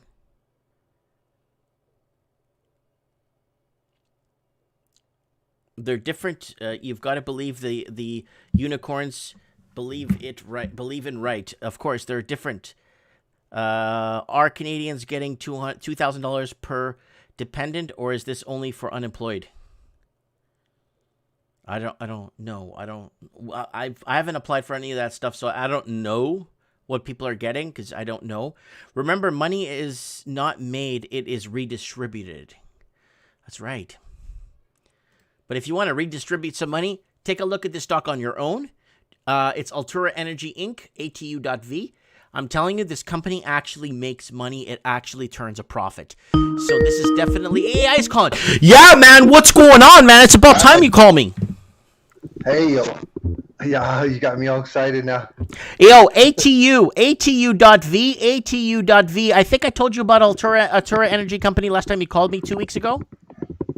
Yeah. Dude, this company actually makes money. Yeah, let's take a look at it, I guess, right? ATU.V. I told you to look at it. I sent it to Dominic over in Mexico. I sent it to a lot of people. ATU.V. actually makes money. Believe it or not. I bought it at, I think, 11 cents. I got to go into my portfolio to check exactly what the average payment on it was. ATU.V. Altura. Yeah, I'm pulling it up. I'm looking at the numbers for you. I'm trying to see. Oh, the futures are going higher. Oh, I like that. Yeah, I was up today pretty large, but then we had okay, I'm just looking at the numbers. So they're trading at, well, like price to book 1.7. Yeah.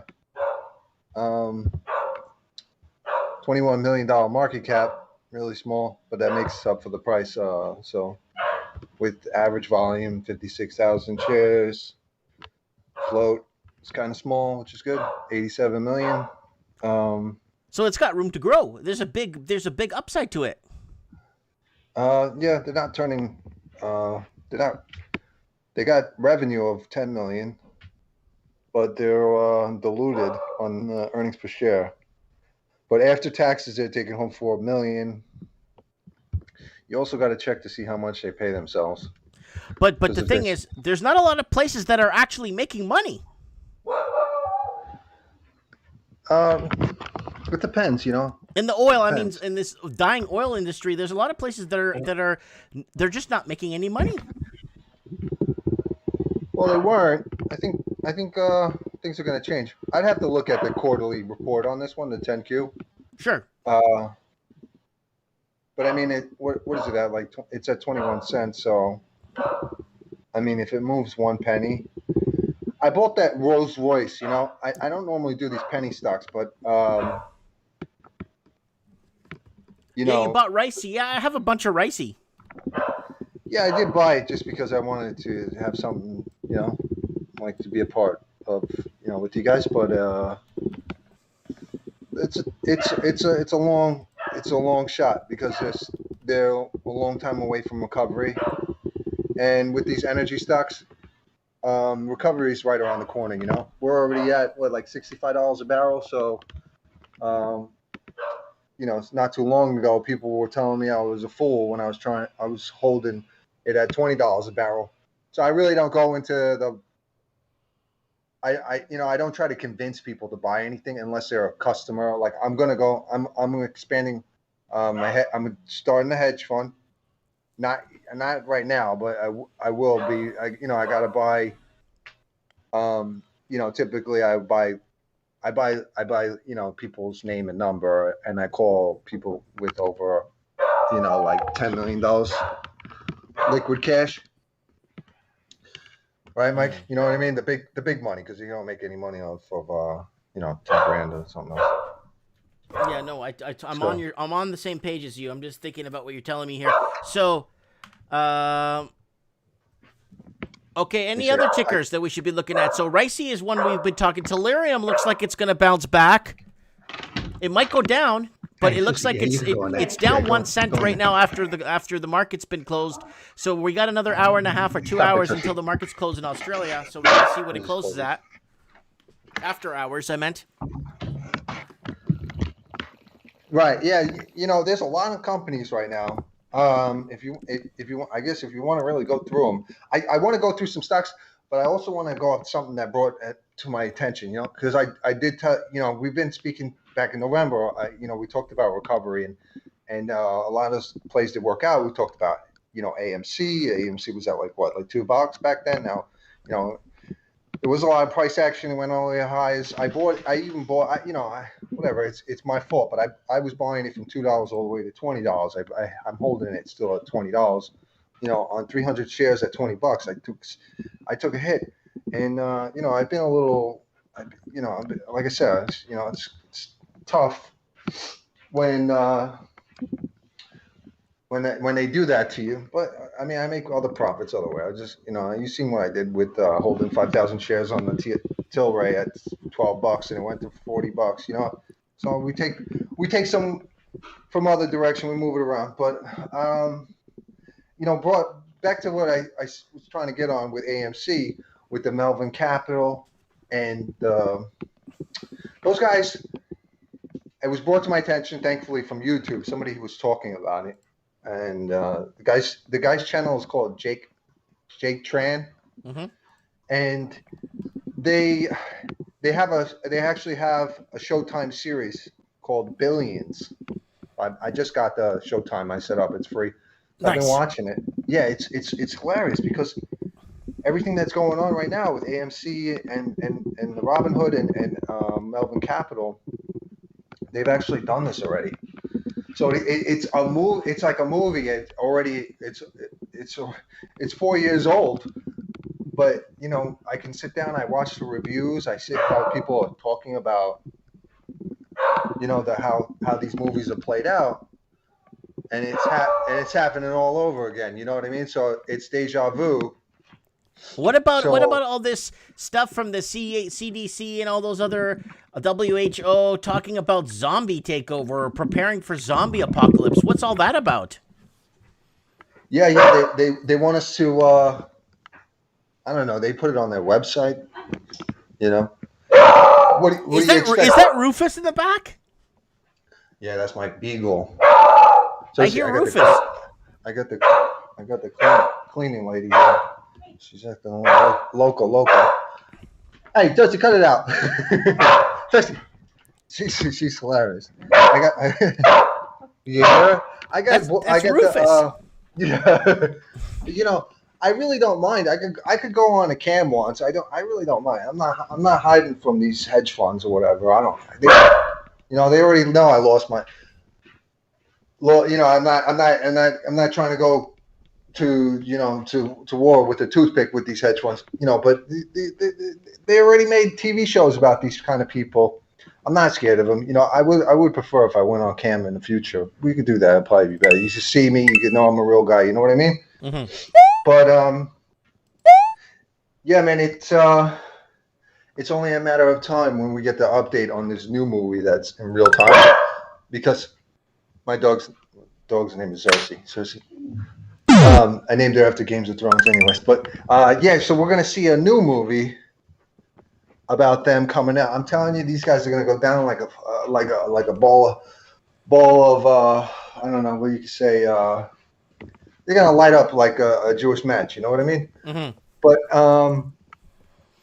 yeah, man, you know, it's already tough on us enough.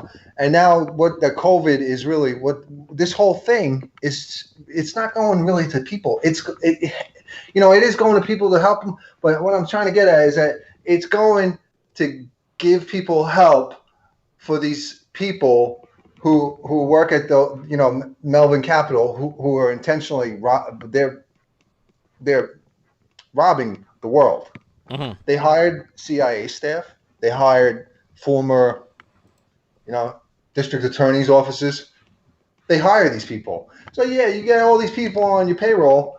You know, obviously, you stay in business. You just change your name. It's called gilding the pig, right? When you go cooking, you know how people are. They want to cook a pig. You keep turning it around and around and around. So they just keep changing the name. They pay off certain people. Guess how much they paid? I sent you the article. It's $1.9 billion they paid. Right? Do you got $1.9 billion to pay to stay in the game? $1.9 billion to pay. That's what's going on, though. You know, you pay the piper, you stay in the game, you get to repillage and you're like the Vikings. You come in and you take over the land. You know, so that's what they're doing to us. That's why we have to be. Hey, how's it going? I'm Peter. You know, we all know COVID is a joke. You know, it's not because we're not able to work. They don't want us to work so that they can bail out people to give the money. Peter Griffin. Or to the people that were pillaged by them, you know, because that's what they do. America. So if you watch the Showtime series called Billions, you'll see. I mean, Billions. It's great. Billions with a B? Billions, yeah, Billions. It's great because you're not going to get, like, I could tell you, you know, a summary of what they're doing, but this gives like detail. I mean, this is to the T. You know, it shows their sadistic acts. They're into this. You know, they're doing dominatrix, the S&M stuff. They're trying to make money, you know, to show it off, right? They go buy their $100 million mansion in the Hamptons in New York, you know, and to show it off, right? They buy it. So if you watch a series, you know, they're doing this and they're making these they're making their money and paying off everybody, and they're buying their mansions, So it's all to get their mansions. It was like this. Everybody who's got that kind of money, they all, they get up in the TV series. They get up. Who's giving, $10 million donation, huh? And the guy stands up. He's got to, be in the front seat of the church, giving $1,000 of tithes, so for the attention. It's like the prosperity churches in the South, in Georgia and Texas. They got these stadium-like churches. They're not churches. They're products. Everybody who walks through the door is a product, and the person in charge of the priest or the pastors are the salesman. So we got to be careful. The wolves are working in full force. We don't want to be the sheeps, and I just want to get the word out. I know what stocks are picking that and that, but again, when these people are playing dirty, you know how it goes. You've been to New York. I've been to New York. I've been to Rochester. I've been to Buffalo. I've been to Syracuse. I've been to Manhattan. I've been to the Bronx. I've been to all the boroughs. I've been to Harlem. I've been to Albany. I've been all over New York. Yeah, Albany's fun. Yeah, Kegs and Eggs was a good time. But you tell me that one time you got in trouble in New York City. What were you doing? You drinking? Drinking a little too much? I don't know what partying on the happened. I West think Side? I got arrested in Manhattan, Lower East Side. Oh yeah, what were you doing over there? I can't remember. It was like I was like 23. It was a long time ago. I'm 43. Yo, your phone's cutting out. I'm hearing weird noises on your phone. Yeah. The surveillance state doesn't like me talking too much. They want to put a mask on me and tell me it's coronavirus. Okay. Yeah. But come on, man. These guys, I told you my family's all military, but I never wanted to military because they didn't want me to go fight these conspiracy wars, right? Yeah. I told you that, right? We talked about this too. Last year, I spent more money on spilled liquor. Right? It's not all because there's demand. We can't hear you, dude. You're breaking up real bad. We're gonna let you go. We'll get you back on Mike in the Night. I need you to make that announcement you're gonna make this Saturday, okay? Yeah, bro. We'll talk later. Bye. All right. His phone is really bad. Holy crap. Holy crap. He was breaking up really bad towards the end there. So, what's going on, guys? So, let's get this here real quick here. Let's go over this one. So, I want to go after the stocks or the picks that I've got here. If you're just tuning into the show, guys, we discussed housing at the beginning, and you don't want to miss the housing at the beginning of the show. It's unreal. I was off my rocker at the beginning of the show. Okay, so here it is. Let's get off this AMC stuff here. Where was I? So Tellurium right now may make a bounce back. It is down 1 cent after hours. Markets in Australia, let's see if it's up here. The markets in Australia, where are they? Closing in 1 hour and 48 minutes, so let's just wait that out there. Also, let's just keep going back page here. Rolls-Royce, Ricey looked good. I was going to sell a bit of Ricey today, but I think I'm going to hold. And right there, Altura Energy. This is my key. This is my go-to company lately, and I picked it up at the bottom around, well, not the bottom, around 11 cents. 11.65. I got to check what I bought it at, but I bought it in around, just trying to see what I picked it up at. I picked it up at really, really cheap. Yeah, about the 13 cent mark, around there. I started picking up this stock around early January. And this company actually makes money. It's not a big company. The market cap's $23 million. Yes, $23 million does not buy you a house in Vancouver. Fair enough. But they got a bunch of oil wells. Some of them are not operating at full capacity. So we'll see what happens with that. So Altura Energy Inc., ATU.V. He's a real big dude. All right. So who else we got going on? So, guys, if you're just tuning into the show, let's just do a quick recap. So here it is. Canada and New Zealand both have hot housing markets, but only one has a plan to cool things down, and that's New Zealand. New Zealand wants to cool down their markets because it's getting out of control. New Zealand's virus success unleashes runaway housing prices. Prices of housing is way out of mark. Congratulations to Australia. Congratulations, Australia. $1 million. Sydney house price hits new record high. Sydney housing boom lifts values to record high. And runaway house prices is this year's looming issue no one wants to touch.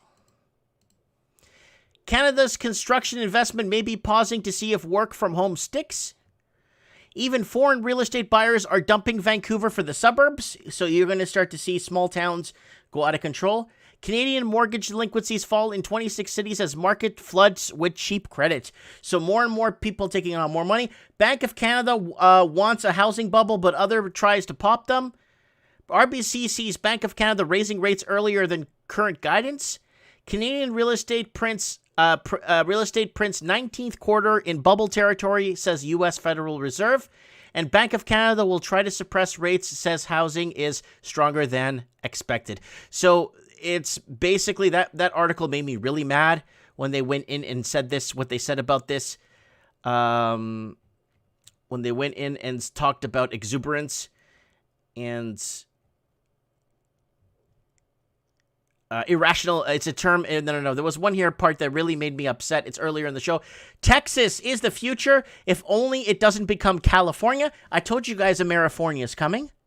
I told you Amerifornia was coming. Woo! Okay, so we got economists in North Texas sellers market result of a perfect storm. We talked about that before. Florida housing crisis. Florida housing market is booming. Is there a crash ahead? Nope. Not when your GDP is going to be dependent on housing. Raleigh, North Carolina has a major issue with affordable housing, and it just keeps going on and on. House prices tipped to rise by twice as much as Yorkshire than London, so you're going to see the England suburbs take off. Human waste could soon be used to heat new homes in London. All right, back into the markets, guys. So there it is. What is Yahoo talking about? GameStop on a roller coaster once again as short interest drops. Bank of Canada says housing stronger than expected.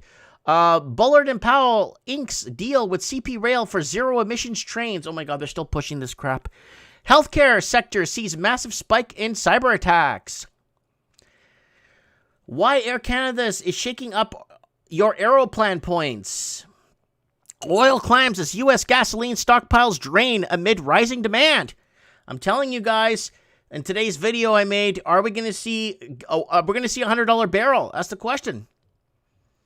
Biden Treasury pick quietly starts to work to rein in Wall Street. SoftBank backed cooping prices. U.S. IPO above target. Gig workers group oppose Uber's new pitch to provinces, says it lacks fair pay. Again, in Canada, Uber, this stuff that happens that America does and Uber Eats and all that, it won't work in Canada. We're taxed to death. And Uber's saying, well, this is not fair pay for Canadians. Canadians are used to not fair pay. Canadians are used to paying 40 to 80% of their income to the tax man. And Uber's looking at it and saying, well, this is not fair for the people doing the work. It's Canada. It's Canada. Woo! All right. Who else could we call into the show? Who else we got here?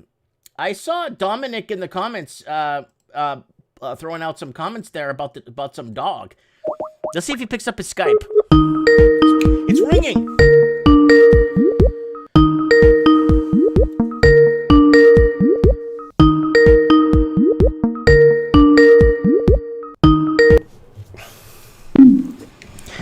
Yo, Dom, what's up, buddy? How you doing, amigo? I'm doing good. I just saw you in the comments, so I thought I'd give you a call. Yeah, I was commenting on all sounded like, you know that sound when you're on a rubber inner tube in a swimming pool and you're kind of squeaking around on it? And I was like, what the hell? And then there's a dog barking in the that's background. Rufus. And you're hitting the soundboard with all of these Peter Griffin things. And I was like, cute? Man, why don't you just crack a bag of potato chips and start crunching them in the microphone while you're at it? Anyways, have you been watching since the beginning of the show? Yes.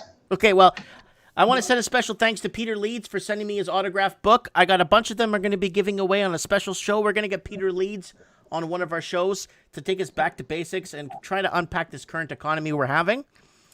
Right. Very cool. Yeah. I've watched quite a few of Peter Leeds. He's a pretty straightforward guy. Yep. Bit of a silver and gold stacker. I get kind of tired of those guys. It's just like it's the same thing every year. The sky is falling and housing's going to crash and everything, and you better get your. And then meanwhile, what happens to them? The world. I don't know. Real estate just keeps going up and up and up. And dude, up it's in Sydney, it surpassed 1 million. In New Zealand and Auckland, it surpassed 1 million. In Canada, in Toronto, it surpassed 1 million. Vancouver surpassed 1 million and something. And in 1 month, I sent you the screenshot that housing in Vancouver went up 44,000. In Vancouver area, not Vancouver. Vancouver area went up 44,000 last month. Well, is it the fact that the homes are actually increasing in value, or is the value of your dollar just completely collapsing? That is the question. Yeah, well, that's what's going on. It's just that's how you end up with a banana republic third world country. There's 100 pesos is worth $7. To them, 600-700 pesos, 21 million pesos for a house. You go to Jamaica, it's like 150 million. Jamaican dollars for something. It's just adding zeros to everything. The people that get screwed and have been getting screwed the last 5 years are the people doing the right thing. The person that put the money aside for a rainy day. The old woman in the grocery store that looked in her change purse and went, yeah, I can't really afford that. Well, maybe next week. And she slides maybe the package of muffins or something, because they're on a budget, they've got their savings for the future and everything. Well, what happens? What happens when runaway hyperinflation happens to all of these old people, all these people that saved for a rainy day, that their dollar is worth nothing? And what, they're going to jump into the stock market now? This overblown, overvalued open air casino? Everybody's jumping in the stock market. I got people asking me all the time, hey man, do you know how to trade stocks? And can you do them? And I'm like, whoa, I don't like this.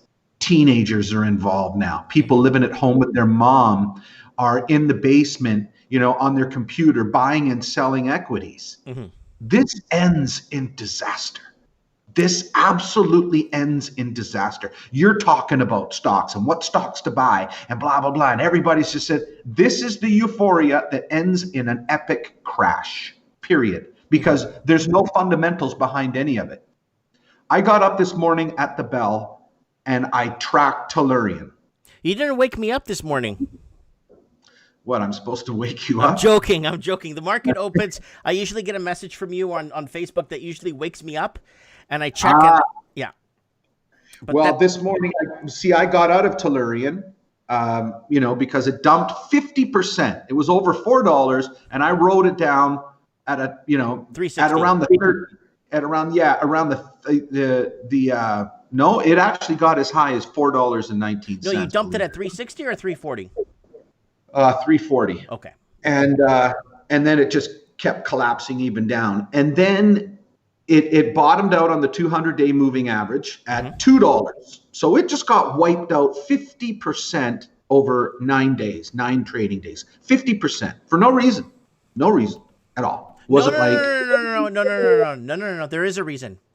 Nah, don't give me that. Don't give me about the 10-year yield and all of that. I'm not even going to go there. I'm not even going to touch that with a stick. Your friend with the purple or green sweater, he was bashing natural gas and oil and energy for 2 weeks straight after that freeze in Texas. Yeah, but the way Tellurian moved, it was like at 10 times the market. The market ticked down 1 point and Tellurian ticked down 10 points. There was one day there where the whole market was green, everything was green, and Tellurian was the only thing in the red, just getting crushed. I actually did a post about it today, and a lot of the people on the channel that I'm on, they were like, hey man, are you getting back into Tellurian? Well, today it was forming a head and shoulders pattern. I sent it to you. Yeah, I saw that, by the way. 100% forming this head and shoulders pattern. I called it yesterday. I even drew out the pattern. You did. And then it started following it perfectly. Like soon as the bell opened up, I'm like, okay, oh my goodness. It's almost following it like a magnet. And then all of a sudden, there's the stimulus check announcement, and it totally undid the whole pattern. It just made no sense. It went off the page and just started doing goofy stuff and going sideways. And so I started thinking to myself, okay, why would a government have the Treasury print up a bunch of, or offer a bond to the Federal Reserve to print up a whole bunch of money? Clearly, the country's not in good shape. Clearly, we're in trouble. Clearly, the economy is in trouble, and the economy is the lifeblood of a country's GDP. Small business, what they manufacture, all of the stuff. Clearly, we're in trouble. $28 trillion and counting in debt. Meanwhile, stock market just keeps going up. Based on what? But hold on, Dom, can we take a step back, please? Yeah. Housing. The average Canadian needs to save 23 years. No, sorry, not the average. Sorry, not the average. People living in Toronto and Vancouver, born and raised, educated, that are entering millennialville in their late 20s, need to save 23 years to afford for a down payment on a one-bedroom condo. I know. Everything is just completely disconnected. Yeah. It's like everything is all happening at once right now. Mm-hmm. Like you did a thing earlier today about frogs changing their sexuality because of pesticides, right? Well, that's just everything that's happening now. Non-binary, transgender. I don't know what gender I am. I don't know what all of this confusion. COVID. I was just reading a link about an elder care facility in Kelowna, where all of the people were vaccinated. And guess what, Mike? They've all got COVID now. They were all vaccinated. All these old people. Now, all of a sudden, they've all come down with COVID. Now I'm just reading an article that mRNA, 100% now, because from the University of Dusseldorf, they just printed up this huge report, putting mRNA into your body alters your DNA. Yeah, I actually covered that on Bullcrap News this morning. And leaves you susceptible to all of these different types of cancers. Yes, it does. So you're going to see people getting sick now. They're going to be cancer of this and leukemia and brain cancer and breast cancer and testicular cancer. And they're going to go, well, geez. And here's another thing. You get the vaccine. You are so hypersensitive now that if you come in contact with any type of influenza A, influenza B, anything, it's a freaking raging forest fire through your body. Now, nice. Can I Real say, nice. Dom, let me say something that's happening right now in England that's actually very concerning. Did you know that in England right now, they are actually selling off their socialized medicine that we have in Canada? They're actually trying to sell it off to a private contractor to take over now. Well, that doesn't surprise me at all, because that's sort of where we're heading now. Smash China. all the business. Yeah, it's China. I was watching Bloomberg today and some of the CNN channels just to hear these parrots. I love parrots.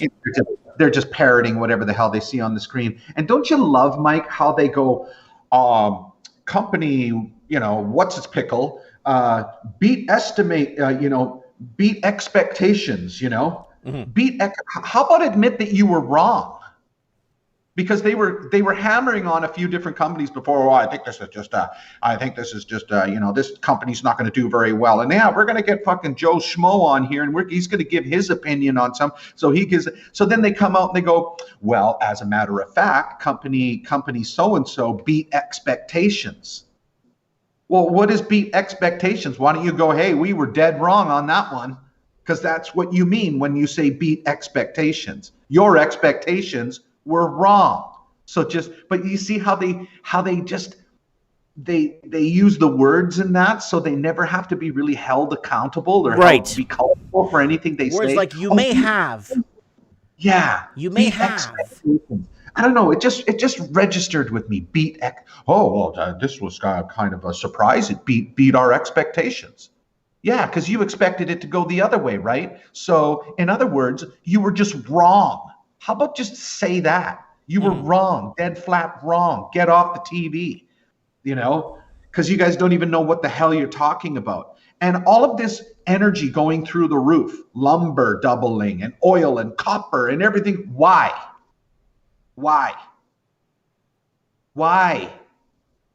Nobody can answer that question. Why is food going to go through the roof? Why is we had the Raven on the show on Mike in the Night, and we're talking about food and the price of food. He believes, and I've always been on board with this, that people, the average Canadian or average wage earners, are going to be priced out of food. Do you see that as a possibility in the next couple of years? But why?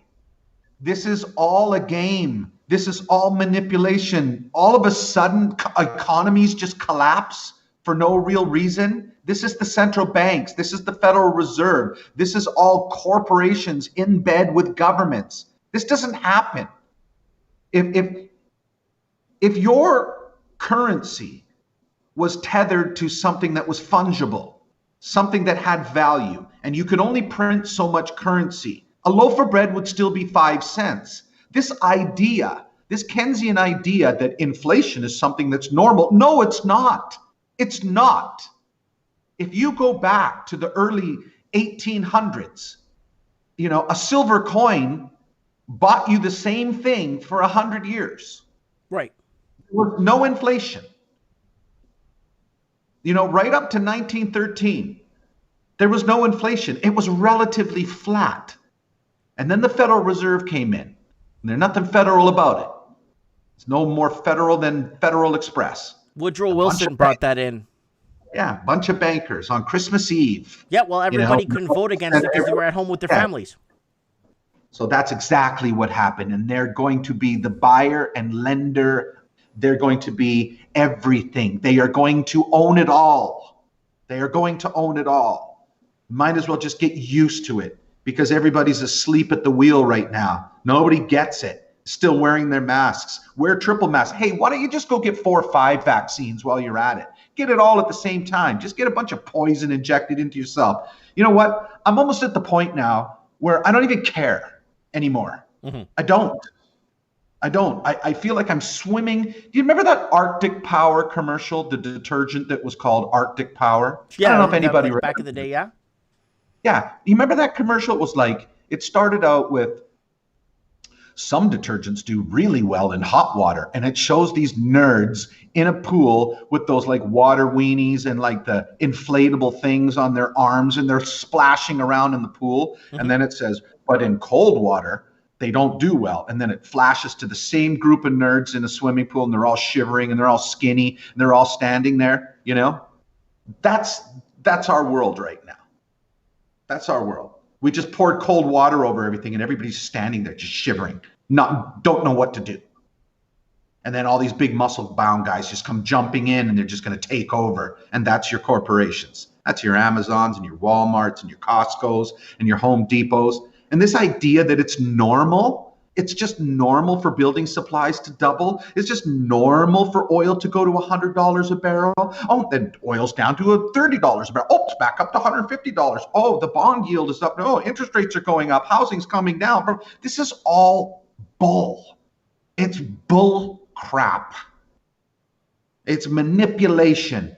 Skimming a bit of money here, skimming a bit of money there, front running this stock there. That's what all of these, I just discovered that all of these chat rooms, that you have the bullish and bearish cell that you can click on. So say Mike Martins is on StockTwits or something, or he's on Reddit, and he's going to make a comment on Tesla. Well, he can either say he's bullish on Tesla or he's bearish on Tesla. And there's the 2 cells that you can clip on. And then you can type in your comment. I think it's going to do this, that, and the other thing. And then everybody usually craps all over you because everybody's an expert and has an opinion, right? Dude, my barber's an expert on global warming. Yeah, you click on that cell. Yahoo Finance in the comment section, everything. Everybody's got that little indicator. What are you, bullish or bearish? All of that information is being sold. It's all being bought and sold. Sold and bought. So these hedge funds now just get all of this data from StockTwits or Yahoo Finance or Reddit, And it's like, wow, everybody's really bullish on, company ABC. Let's short it. Let's pump it and get it going. And then we'll just dump on all of them once the retail guys just take over the momentum. Right. That's what they do. So what is this? What the hell is this? Is this investing, or is this just roulette wheel? Oh, AMC is up. Oh, GameStop is up. Oh, now it's not. I thought the company was going bankrupt. I thought malls were closing down. I thought commercial real estate was collapsing. Meanwhile, GameStop goes up, then it comes back down. And housing's over $1 million for a teardown. A garage is for sale in Toronto with no water and no plumbing and not a window for $1 million in Toronto. It's crazy. And I posted an op-ed on one of the pages about Tellurian. And, I'm still up 225% on Tellurian, so I don't care. And I could jump back in right now and still have made money because I'd be getting in still lower than when I got out. But that wasn't the point. And the point of the article that I wrote, or just the op-ed, was, where does all this enthusiasm and confidence come from? I said, forgive me, but we just got a 50% haircut for no reason. For no reason. This company has already been beat down. And it's a speculative play because everybody is saying, come this summer, they're going to break ground once they get, a final investment decision, but it's still crickets on that. So it's a speculative play. Sure, Tellurian makes money, but if you add up everything that Tellurian has and you just do all of your PE ratios, it's worth about $1.50. That is fair value for that company for what they're earning right now. So the extra dollar added on to the share price is sheer speculation that they're going to get the investment that they deserve or need in order to build the driftwood liquefaction, facility. I get it. And when it went up to $4, I was like, oh, okay, well, here's a bunch of positive people. They think this is going to happen. Great. I'm just going to sit on it and let's just wait. And then you go make a cup of coffee, have a shower, and come back, and you've already taken a 15% haircut. And you're like, what's going on? And then the next day it does it, and the next day, and the whole thing just was crashing, like literally crashing.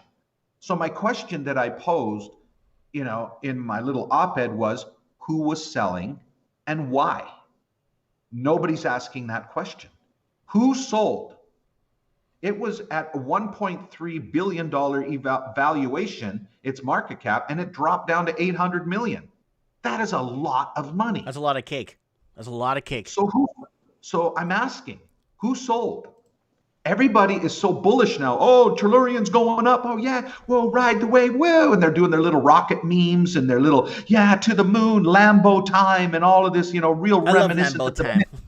Yeah, all of this Bitcoin stuff like back in 2017 where, some 17-year-old's now going to be the world's richest dude because he bought Bitcoin at 25 cents. What does it give? What does it create? How does it help society? How does it help people? People that are buying and selling stocks just based on nonsense. How does it help anything? And nobody can answer that question.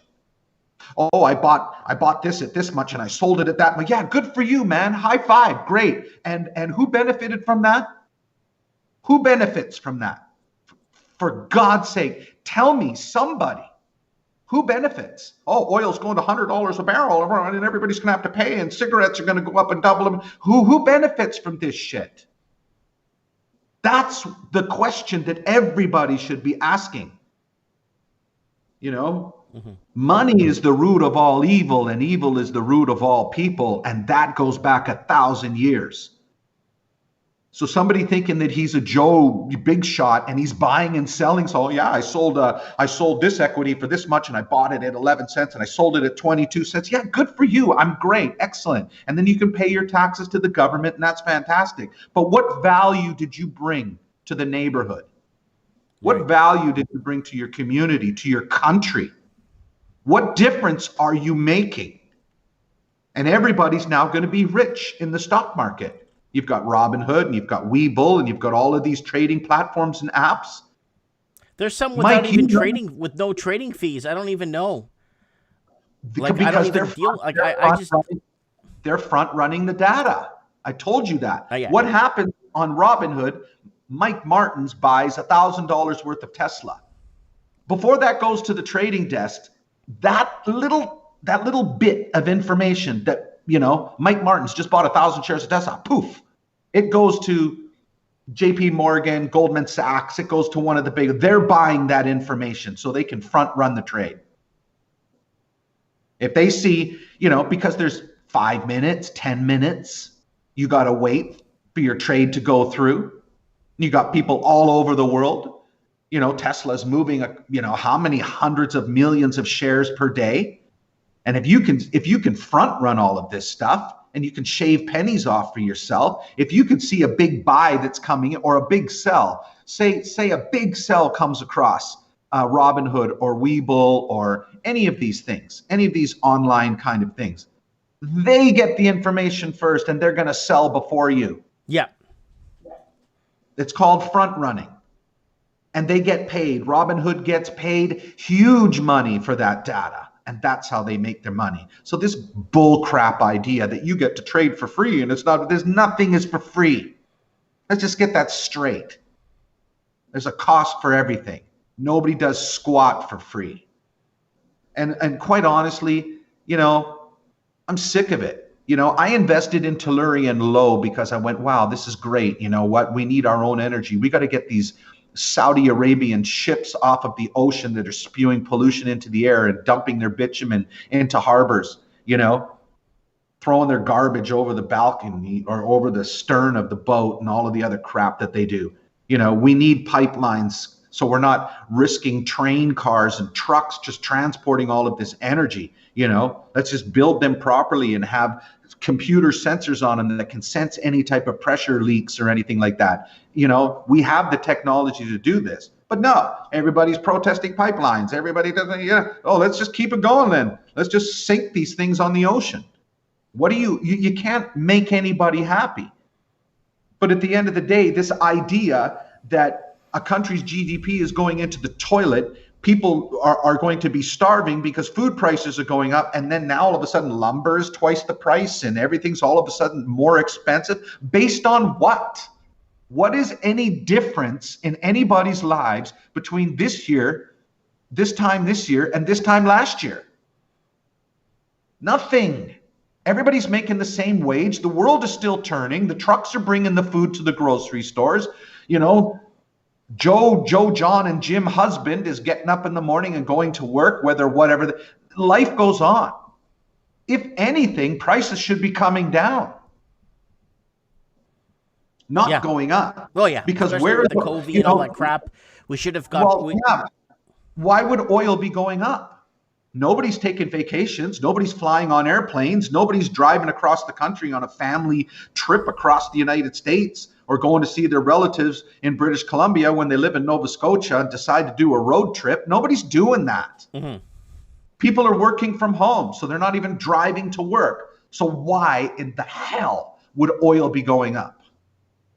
It doesn't make any fundamental sense. None of it does. It's an open air casino, and I'm telling you, it ends bad. Catastrophically bad, so bad that people have no idea how bad it's going to be. It always does. Whether it was the tulip bulb mania or whether it was Bitcoin that was at 20,000 and it plummeted right down to $3,000, you're going to see a 60, 70% haircut straight across the board, right across the whole stock market. And guess who's going to jump in? All the retailers are going to be like the people on the Titanic in that Titanic movie. Remember when the Titanic was going down and you saw that one musician guy, he slid to the end and then he kind of fell down. He did a couple somersaults and then he hit the railing and then he plopped. It was like, does everybody remember that from the movie? It was like a scene in the movie when the Titanic split in half and the one guy slid right off. You just saw him bouncing on the way down before he splashed into the water. That's going to be the retail investor, the bag holder. Because I'm telling you right now, when Tellurian dumped 50% over the last 10 days, that was the smart money getting out. And the same thing with Tesla that just dumped 40%. That is the smart money getting out. And anytime there's a melt up in the stock market, who's the bag holder? Who is always the bag holder? The retail guy, the kid in his basement that just goes, oh, geez, I had money in GameStop and I had it in AMC and I had it in Tesla and everything. I just got wiped out because that's what was meant to happen. And then guess who swoops in and buys everything up? Because they've got all this dry powder on the side. They've got all this money on the side because they're laughing at us like a bunch of suckers. And they come in and they'll buy it all up. Like you said, Mike, money isn't created. It's just transferred. Mm-hmm. It goes from these people to those people. So they manipulate it to the point where they always win.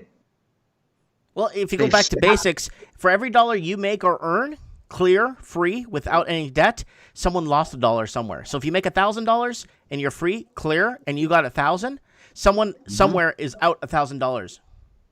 Exactly. And that gets back to my point. How does that help anybody? How does that help anything?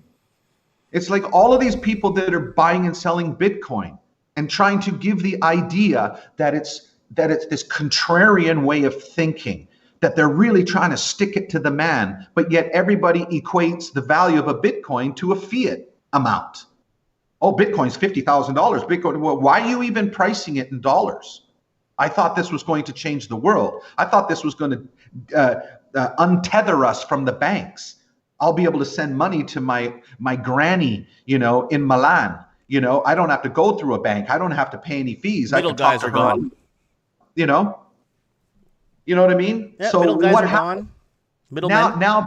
Now banks are getting involved and hedge funds are getting involved. Now they want to offer a Bitcoin ETF. Based on what?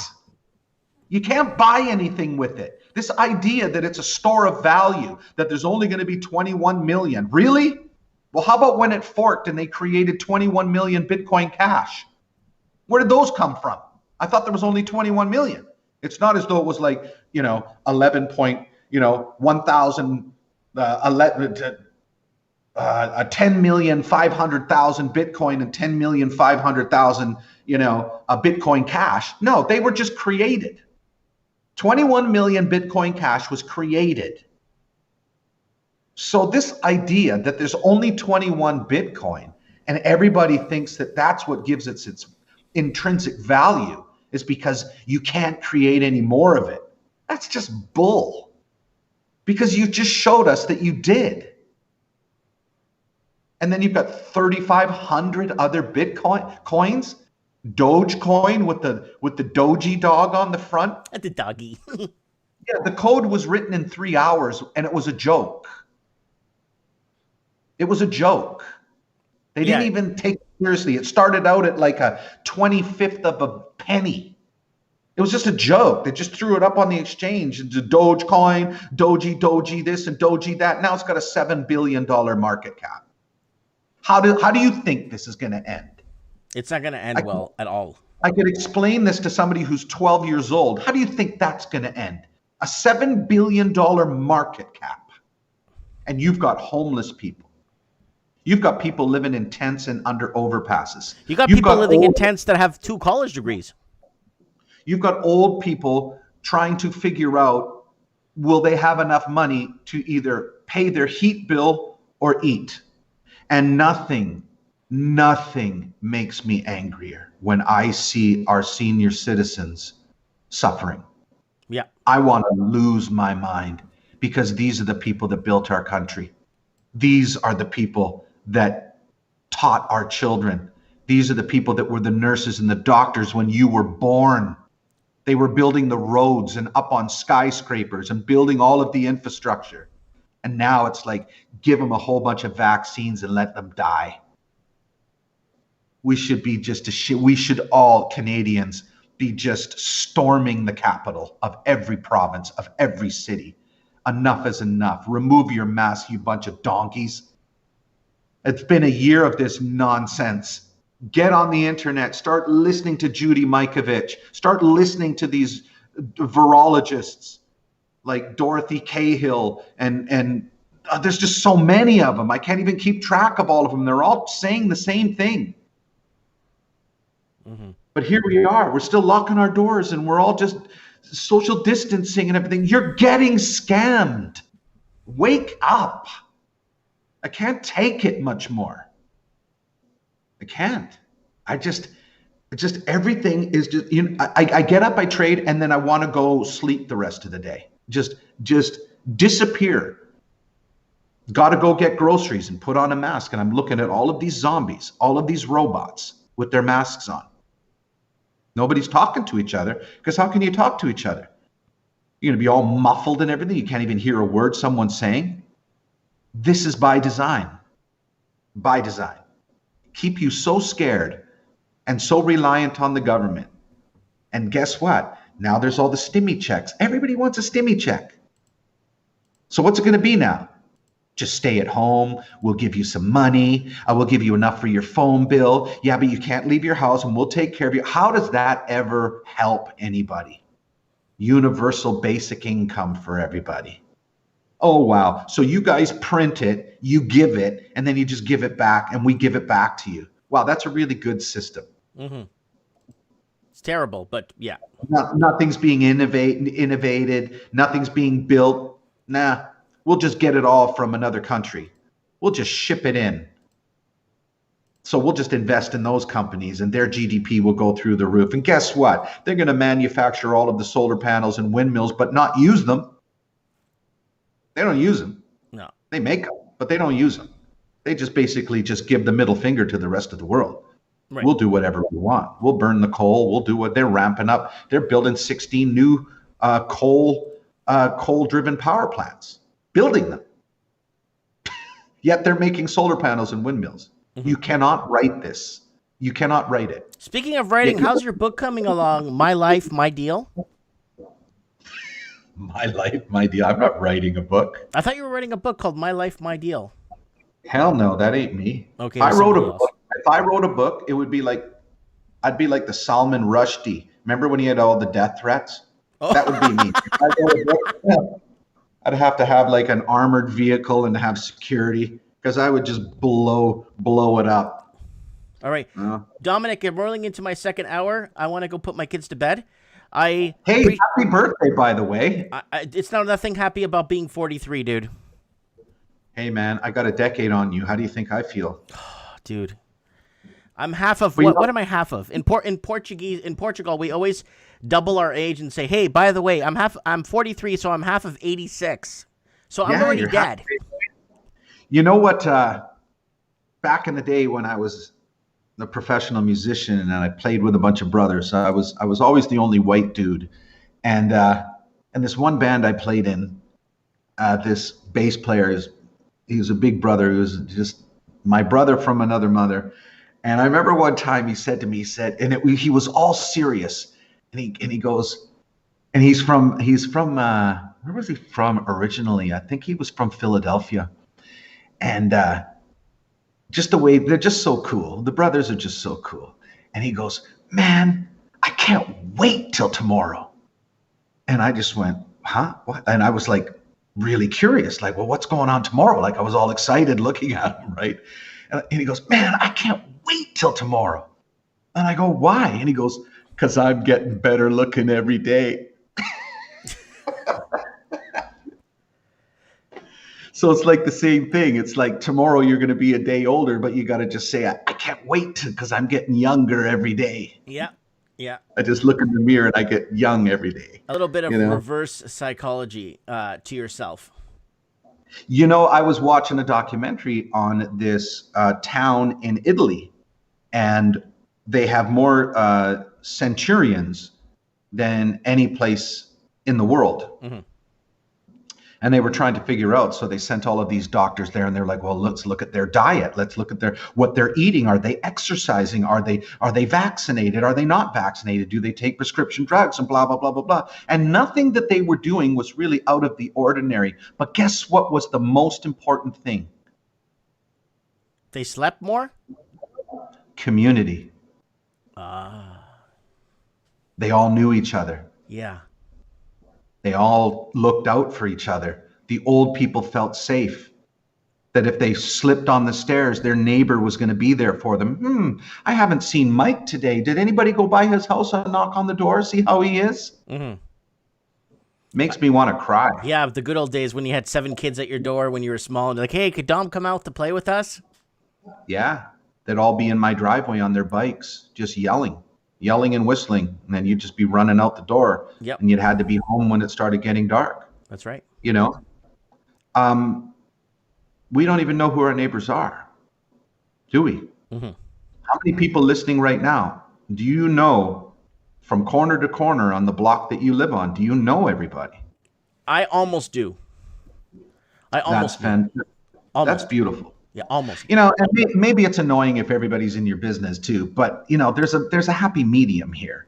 You know, and that was the only thing that this team of medical researchers could figure out, because yeah, they ate better. They didn't eat processed food because everybody has gardens, and the Italian diet is it's quite simple. You know, it's a very simple but very flavorful diet, and they ate, you know, they ate seafood, and they ate their meat and pork and chicken and tomatoes and just a wide variety of everything. Nothing out of the ordinary. It wasn't like they were drinking some magical herb tea or anything. No.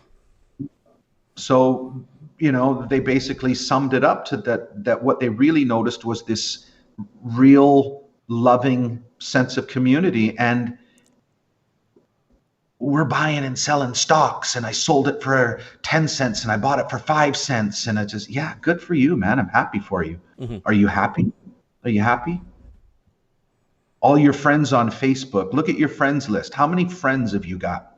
I got 7. When was the last time one of them actually called you to see how you are? Because they want to hear your voice, because they love you. We need to flip this whole thing on its face, start over. We really do. If society is going to survive, we need to go back to like flip phones, just a simple 1G type of phone that you can talk, text, and maybe take photographs with. And that's it. Disconnect, unplug. Have a computer, sit in front of your computer, do your work, do your searching, watch your videos, entertain yourself, learn. But this being tethered to a phone on social media all day long. And then Elon Musk is going to put that thing in your brain and it tethers to your phone? Oh, sure. And like you said, of what they were doing, you were talking about it, I think, today, about in India, how they want to have all of these mandates for social media, for people posting things and stuff like that. So now, wow, you can't even get the truth out now. Yep, God forbid. Yeah. So isn't that perfect, Mike? You've lured everybody in. You've given them this device that they have in the phone. Everybody's got to have one. And then you control what they see. And it's almost like a magician in an auditorium that's able to hypnotize everybody and put everybody to sleep. Mm-hmm. And that's what they've done. How, you know, it's like, I don't know, man. I don't know, amigo. I just would like to, there's so much beauty in this world. There's so much kindness in this world when you look around. Music that people are creating, loving kids that don't even see color, and they keep pushing this race. I know. This race. But you know what, Dom? We'll talk about it on Mike in the Night. I promise on Saturday we'll be talking open lines if you want to call in on Mike in the Night this Saturday. And we'll do the follow-up on how the BLM riots is nominated for a Nobel Peace Prize. I saw that. Yeah. All right. I'll call in. I'll do some research on the topic and give you my perspective. Not that last one I told you. That's a waste of time. I'm talking about let's start looking at food and what we can start doing, because if we're going to be priced out of food, what do we do? Like, how do we prepare? Should we start buying food? Should we start hoarding food? Should we start putting it under our bed? Let's look at different. Let's start finding some more solutions. Yeah. Well, I just bought a case of, I don't know how it's pronounced, Knorr, Knorr. You know those packages of dried soups? Yeah, Knorr. Yeah, they're quite good. You know, they've got a minestrone and a chicken noodle and all these other kind of things. They'll probably last 50 years in those vacuum packages. You just add hot water to it, you know. Yeah. But you know what? It satiates you. Soup is very satiating, you know, so why not? Buy a case of that. Buy a case of your favorite Knorr soup. You know, have that in the cupboard. Have enough water. All you got to do is boil water. and at least, the kids can have a bowl of soup. Eggs last a long time. Believe it or not, apples last a hell of a long time if they're kept chilled. Yep. I think it lasts, and there's, I don't know, man. I don't know, get a bunch of deep freezers and start freezing all your bread and all of those other kind of things, Mm-hmm. and then have a backup generator, I don't know, like, where does it end? Like, they had everybody so controlled back in the 50s and 60s, they were building bomb shelters in their basements. That's right. Digging up the whole backyard and having these concrete bunkers in the ground. Nothing ever happened. That's what's happening now. History just keeps repeating itself, and it's just about them. Now they say that the 1% owns even more than they did before. Yeah. So do you think this is by accident? Oh, guess what? 1%, the 1% own more now than they did before. Wow, go figure. Hey, Mike. Geez, they're just so lucky, huh? Just everything just seems to go their way every time. Wow, wish I was that lucky. Luck has nothing to do with it. We're just a bunch of suckers because we're staring at our phones. Social media with your pretend friends. Go through your friends list I'll leave you with this. Go through your friends list on Facebook, everybody.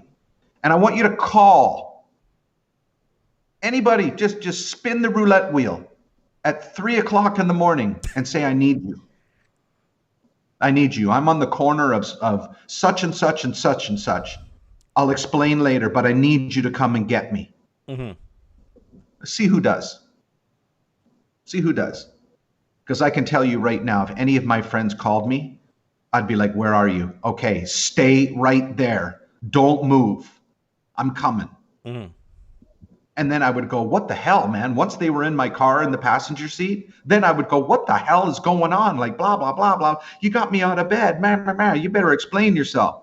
But I wouldn't be on the phone beforehand going, oh, geez, well, what are you doing? Like, it's 3 a.m. and what? I wouldn't do that if they said they needed me. So everybody thinks they've got 4, 5, 6, 7, 2,700 friends. My God. I got 7 friends on Facebook. Do you really? Mm-hmm. No, you don't. You got more than that. Maybe 7 real friends. 7 real friends that got your back, that would step in front of you and fight somebody that was picking on you. That's a friend. Mm-hmm. I remember my mom said, if you can count on one hand, you're real friends. You're a rich man. That's right. My dad used to say that too. Yeah. They're a lot smarter than we thought. Yeah. They knew a lot more. We may not have given them the credit that they deserved, and our great-grandparents, Somebody just made a remark saying Dom is so salty. I love it. No, that's Metal Gear Mark 3. Don't worry about it. Metal Gear Mark 3 is heavy into crypto. Anyways, Dom, I'm going to let you go. I got to put my kids to bed. We'll talk soon, okay? All right, amigo. Adios. Ciao, bello. Ciao. All right, that's Dominic. He's working on his book, My Life, My Deal. Anyways, guys, let's go through one last channel plug. And guys, do not forget to set your reminders for Mike in the Night this Saturday live show. We'll get as many call-ins as possible. We're going to set aside an hour for first-time callers for everyone. Guys, you don't have to come on and spend an hour with me. Here's my Instagram if you want to message me some show tips for bullcrap in the news. And guys, don't forget to shop Mike Martins on Teespring. Music brought to you by Ralphie.co.New Zealand. Alaska Prepper, I want to plug him because he sent me this beautiful mug. Thank you for the mug, Alaska Prepper. And also, don't forget Peter Leeds. Don't forget to check out Peter Leeds. Let me give you the link here to Peter Leeds. And I want to thank him for this book right here. Oops. Upthinking. And like I said, I've read three-quarters of it. I'm going to finish reading it tonight or tomorrow. And I'll give you guys an update on the book and what I think. And do a deep dive on what some of the subjects that stood out for me. And we'll get them on the show. On a show, we'll be doing a book giveaway, a signed book. And don't forget, guys, what else? Don't forget to subscribe to Peter Leeds. Artbydano.net, not your typical art. I'll give you a link here. Go ahead and tell him that Mike Martin sent you. And pick up something cool. He's one of us. And with his selling his artwork there in California. On the pier there. I bought a Mike Martin's mug since D-Man. I love it. Thanks, D-Man. Are you drinking your vodka from it? I wonder if he's drinking his vodka. He said he's been drinking vodka, so I was wondering if he was drinking his vodka from the Mike Martin's mug. All right. Commonwealth for common folks.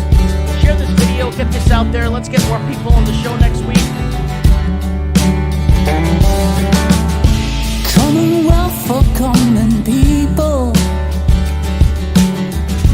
going against the woes of hell. We're Commonwealth for common people, through community. Mike Martin's, you and me, throw our enemies through knowledge. Common rebel, common people, Commonwealth for common people, Commonwealth for common people, Commonwealth for common people. Darker mountains rose in the distance when we were expecting white and pearly gates.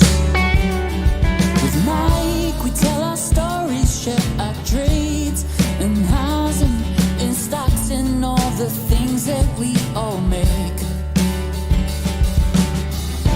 Through his show we crescendo symphonies instead of war and wave. Common people, Commonwealth, common people, Commonwealth, common people, Commonwealth.